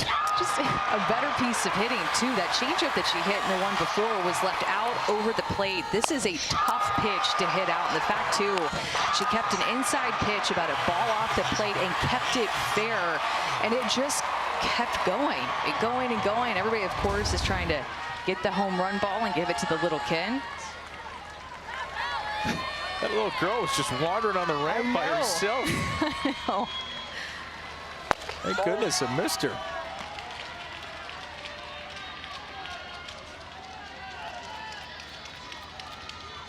If you're even in the remote vicinity of left field when Sid Sanders is coming up, be on high alert.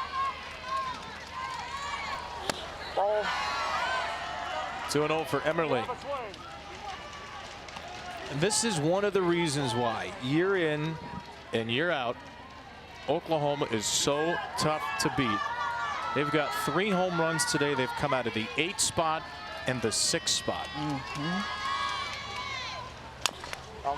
They're the first team in the history of Division I softball to hit 100 home runs or more in 6 straight years. And they're now up to 120.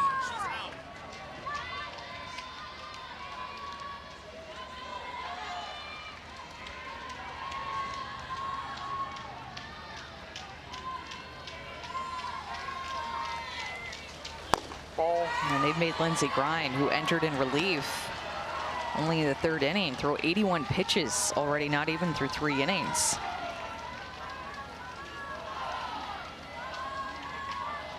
With this next pitch, she'll be at 5.9 pitches per batter.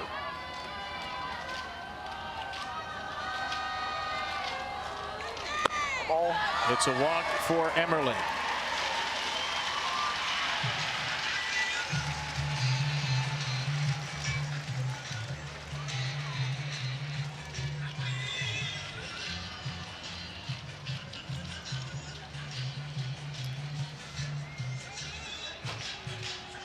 Well, this Tuesday on ESPN, it's WNBA action with the Wings and the Storm in Seattle at 9:30 Eastern, 8:30 Central.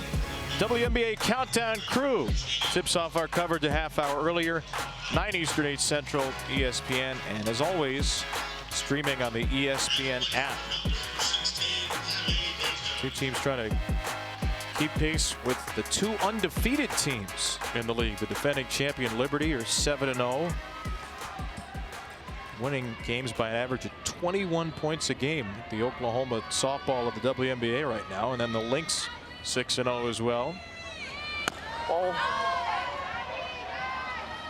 little low for Abby Dayton, who's grounded out and been hit by a pitch in the 9th spot.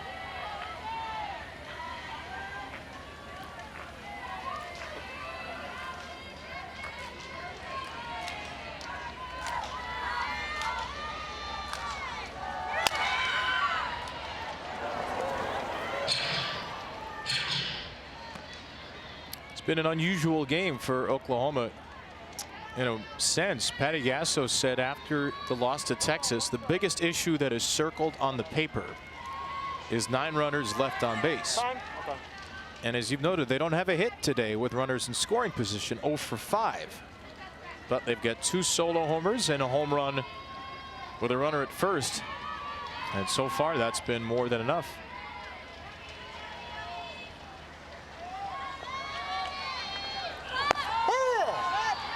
Which makes this the perfect game for Patty Gasso if they win, because she can say, we won, and there's still a lot more we can do to improve.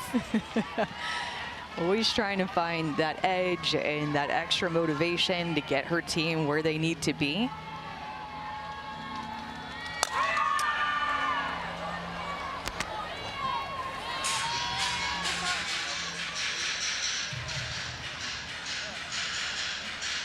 Cassidy Pickering fouled out on the first pitch against Lindsey Grine in the 3rd. The other 14 at-bats against Lindsey Grine have lasted at least 4 pitches.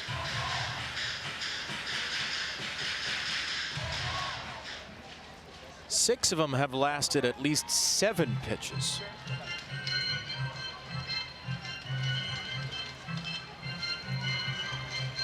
It's like just when she starts to feel a little bit comfortable in an inning or in this game, they have an at bat and just come roaring back.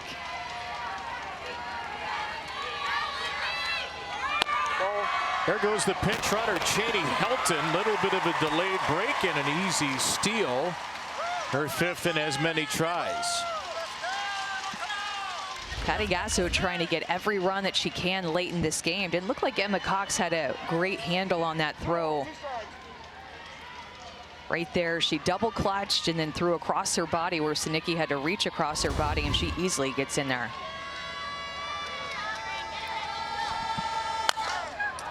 That ball's drilled the other way and foul.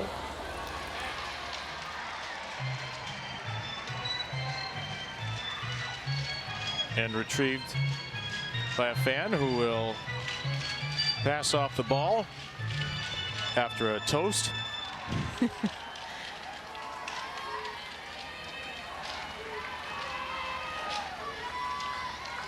Another 7-pitch at bat. Strike 3 from Grine. One more run for Oklahoma. Up by 3 with 6 outs to get. You expect they'll get the game 1 starts tomorrow, Amanda Scarborough? I would start them, but that is always the question going into semifinal day where there may be 2 games played. Do you go with your ace in that first game, or do you save her for a potential second? I always like to go with your ace in that first game and try to go 1 and done when you're the undefeated team. Texas is going to face Tennessee, so you know there will be at least one SEC team in the Champ Series. Strike 1 to Riley McCoy on a pitch that almost hit her. On the other side, it'll be the SEC, the Big Ten, or the Big 12, with Texas Tech representing Oklahoma's old conference. So the Ducks probably need something here. They've got 3, 4, 5. McCoy, Sinicki, and Cox against Sam Landry, who has been exceptional in relief. 2 1/3, an infield single, a walk, a couple of strikeouts, 3 groundouts. And Sam Landry is trying to be efficient here and go at these Oregon hitters coming in relief and trying to throw as few amount of pitches as possible. Only thrown 11 balls, 24 strikes, going right at these hitters, but understanding she's already put in a lot of work on the front end of this tournament and likely to put in a lot of work on the back end. Oklahoma's going to go deep. McCoy lofts one to center, and Core 0 for 2 with a walk for Riley McCoy.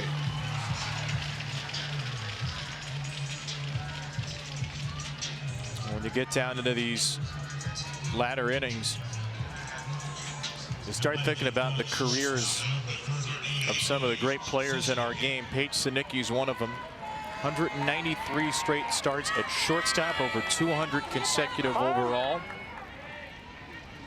And this could be it for Paige if Oregon doesn't come back. A Gold Glove winner nationally at shortstop a year ago.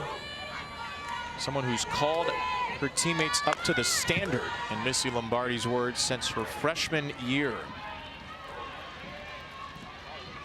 He's got a unique way to connect with people, as he said, and find out what makes them tick.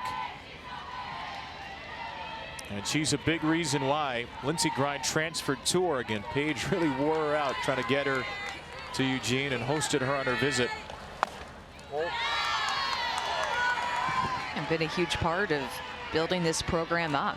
Being able to play in their first super regional with Missy Lombardi as their head coach, and then finding a way to get out of a super regional and even be able to host it and host a regional, one of her goals.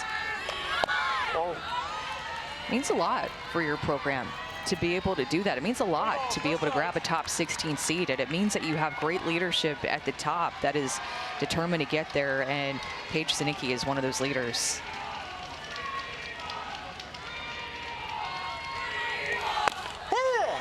In a way, she manifested this. She's big into vision boards. So after last season, she said, I am not leaving Oregon without hosting a regional. She made that happen this year in part to the reminders that she has in her locker, in her backpack, wherever they go. 3-1 bunt. That is an absolute beaut.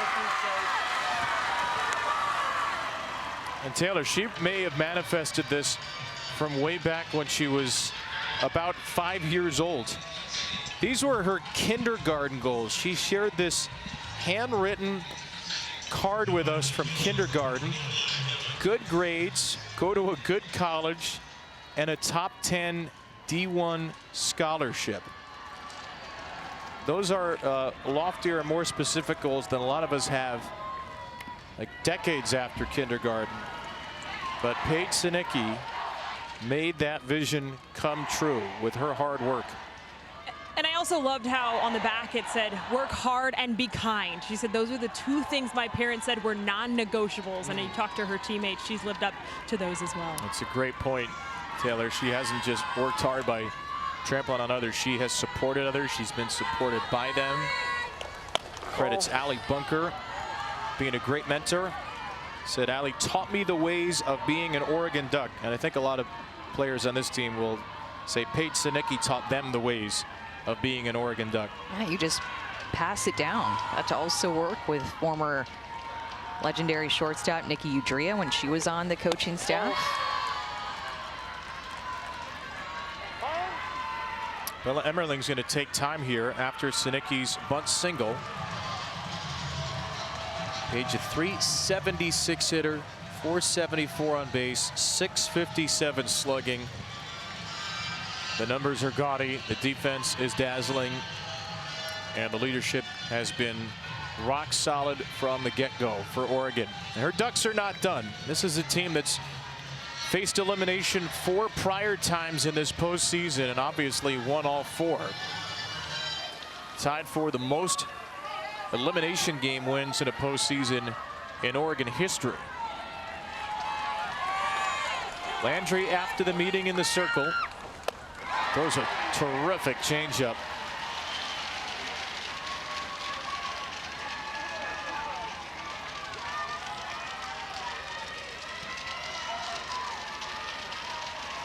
Two and two for Cox, who has already struck out twice. Make it 3. Sinicki's on the run. And the ball was not caught. So Paige Sinicki has her 32nd steal, but Sam Landry has the 3rd strikeout of Cox. Went to her changeup and moved that pitch. Even though it was a little bit up, it moved away from Cox, got her to chase it out of the zone, and a good pitch for Sinicki to run on because it was a change of speed, so gave her a little bit more time to get down there as she kind of dove even on top of the ball and ended up right in front of her. Throw was right to the perfect side of the bag, but not caught. So Sinicki, who's got the 2nd most steals in the Big Ten, gets to 2nd for Des Patman. She homered for the only Oregon run back in the 2nd.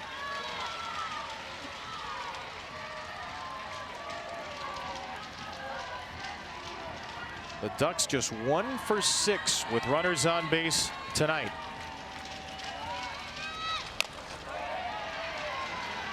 And Des Patman has so much power. We saw it in the regional against Stanford with a walk-off home run, and then we see it against OU to dead center field.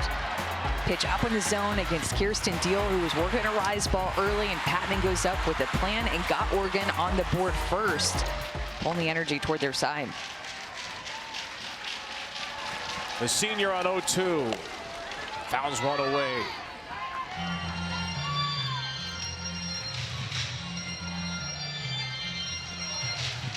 Ducks were 9 for 17 runners in scoring position the first 2 games of the World Series. 0 for 2 tonight. Both opportunities came in the third. They had first and second, nobody out. Kedri Lushar popped into a double play. After a walk, Sinicki struck out. Another 0-2. Struck her out swinging, and Landry slams the door in the 6th. All 4 of Sam Landry's strikeouts have been on her changeup. National champion left in the field. The Oklahoma Sooners, who've won 8, including 4 in a row. They'll need to finish this off and then win 2 tomorrow against Nigel Kennedy's Red Raiders to make it an unprecedented 5-peat. Lindsey Grine against the top of the order here in the 6th. 89 pitches in just 3 innings for the All-American junior. Elise Sokolsky gave up a run in the first 2. Figured Grine would be part of the equation. And it's been more grind than grind. Oklahoma has made her work maybe as hard as she's worked all year in these 3 innings of relief. And still been locked in with Emma Cox, just staying connected with her and trying to battle against these Oklahoma hitters. And they continue to take pitches like that. That's a pitch that Lindsey Grine wants these hitters to swing at, but they are seeing it start at a certain height, and they just know that it's going to continue to ride out of the strike zone and make her throw something else.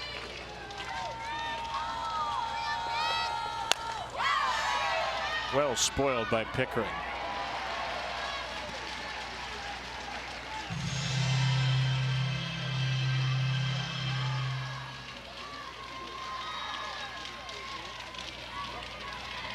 They fouled off 15 two-strike pitches against Lindsey Grine in 3+ innings.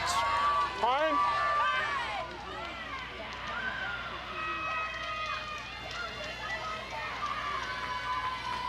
Sixth highest scoring team in the country, 2nd best on base, 2nd best slugging percentage. She won. Yes, she did. And Pickering strikes out swinging. And Patty Gasso didn't like that call at all on the check swing, holding her hands up. Lindsey Grine going to a screwball that is low and away, getting Pickering to offer a little bit at it, and Chad Steers goes ahead and makes the call on his own, doesn't even ask for help.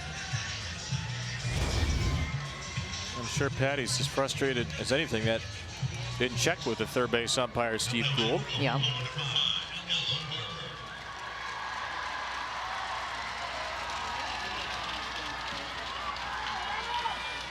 So here is Ella Parker. Ball.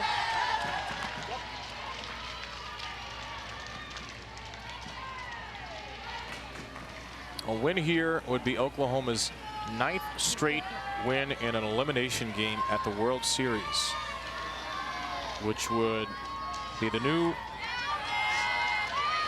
longest streak. Ball. Currently tied with 3 others. They'd be in sole possession of that. Florida State between 2018 and 2021 won 8 straight elimination games.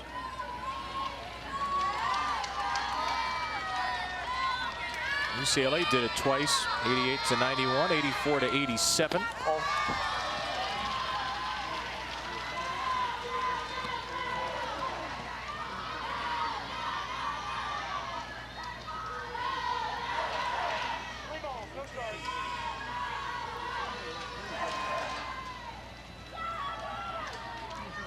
Great out for Parker.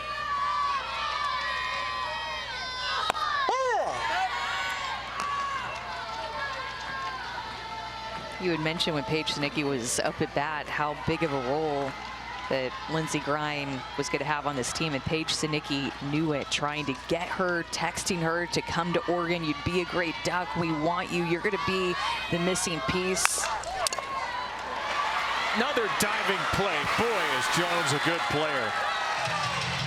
That kid's just a freshman. That's hard to believe. Yeah, she's been good defensively and offensively, just finding all different ways to get on. They talk about her high softball IQ.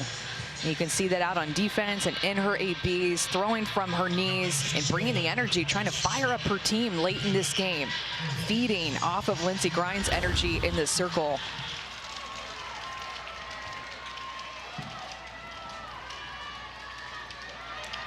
Hannah Cora's first at-bat of the game.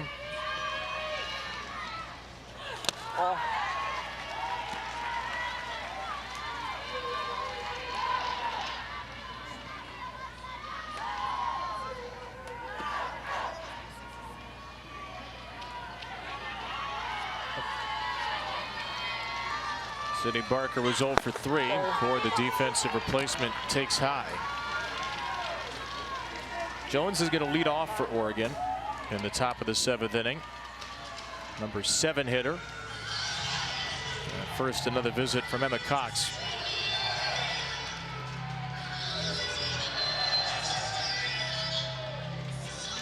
Bryan, a junior, and followed Sokolsky, a redshirt junior.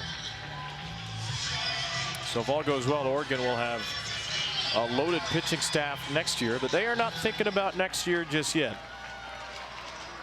A year where they've re-elevated the program. First World Series since Mike White's final year in 2018, before Missy Lombardi took over.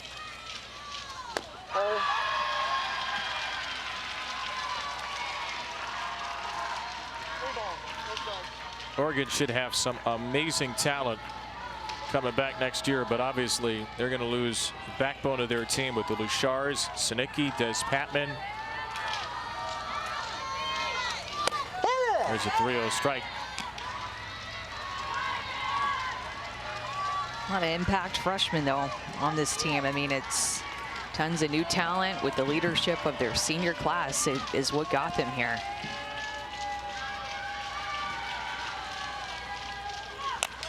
Core gets under it. It's Paige Sinicki, hoping her teammates can rally here. 7, 8, 9 coming up. The Luchar sisters would be due up 4th and 5th in the inning. 2 hits she's given up. And she's done it on just 50 pitches, breezing through, which could be enormous for tomorrow, when Landry may have to pitch twice. Oklahoma would need to win 2 games against Texas Tech to make it back to the championship series. They've been there every season with a World Series, so that's excluding the short COVID season, since 2019. 2018, the last champ series to not feature Oklahoma. They lost to UCLA in 19. They've won 4 straight titles since. And they're facing an Oregon team that needs 3 to tie. 7, 8, 9, Jones, Maake, and Flannery due up. The Luchar sisters would bat after that.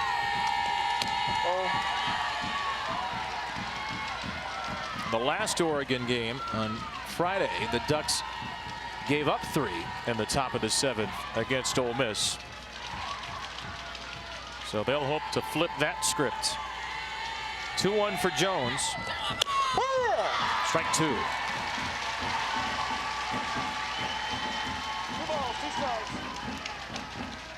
Teams trailing by 3 or more.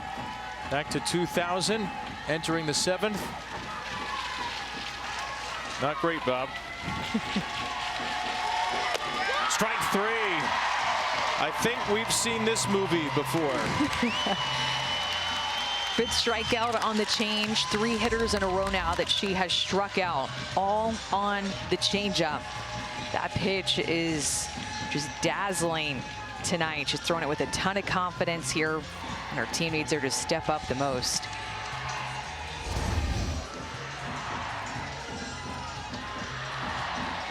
Kirsten Deal gave up a run in 2 2/3 as the starter. Landry has gone 3 2/3. Ducks are going to send up Ayanna Shaw as a pinch hitter.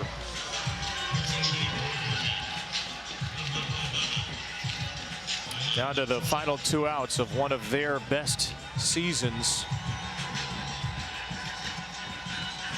7th regular season conference title. 19-3 in their first go round through the Big Ten, which was not as difficult a league as the Pac for Oregon and UCLA, but a lot more difficult in terms of the mental and physical toll with Big Ten travel. They aced the league. They won every series.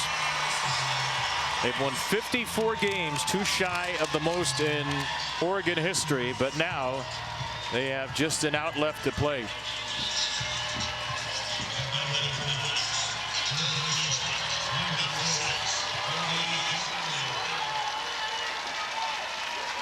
Katie Flannery, the sophomore.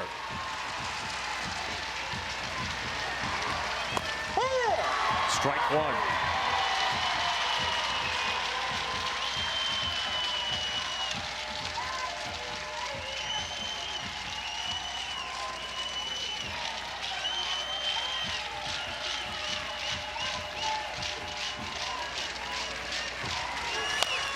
After the loss last night, Patty Gasso said, I stood in front of these guys today and I said, I've been waiting for this moment to see what this team is truly made of.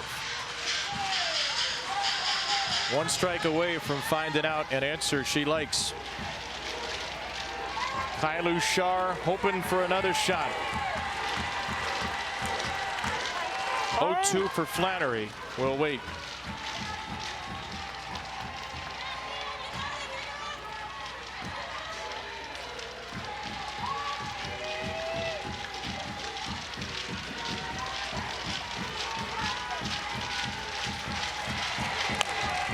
Popped up, we'll do it again.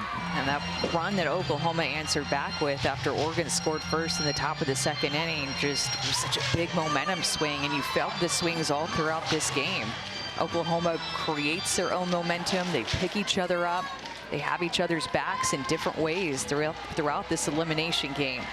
Like they've just grinded in this game. 1-2 from Landry.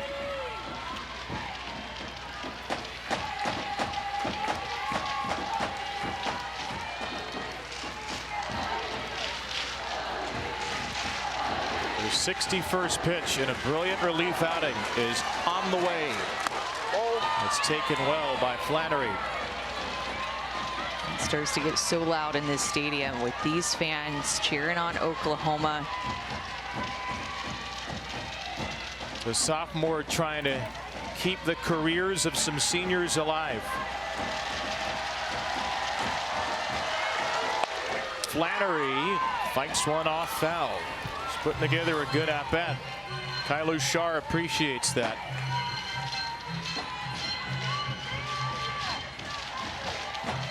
Not much Missy Lombardi can do now.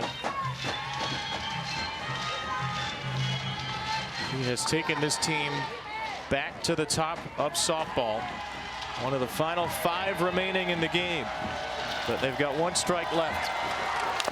Flannery stays alive by the skin of her teeth. Good job of just even fouling off that changeup. We haven't seen that tonight. Taking it in this AB too. And one of the big hits of the season, a 3-run homer in the regional final and the comeback against Stanford. She'll see an 8th pitch from Landry, and she grounds it foul again.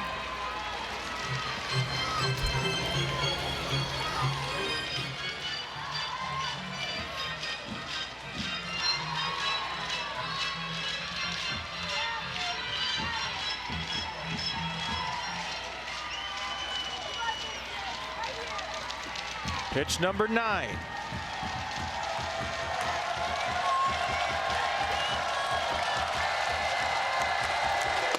Landry strikes her out. Oh, you knew they weren't going to go down easy.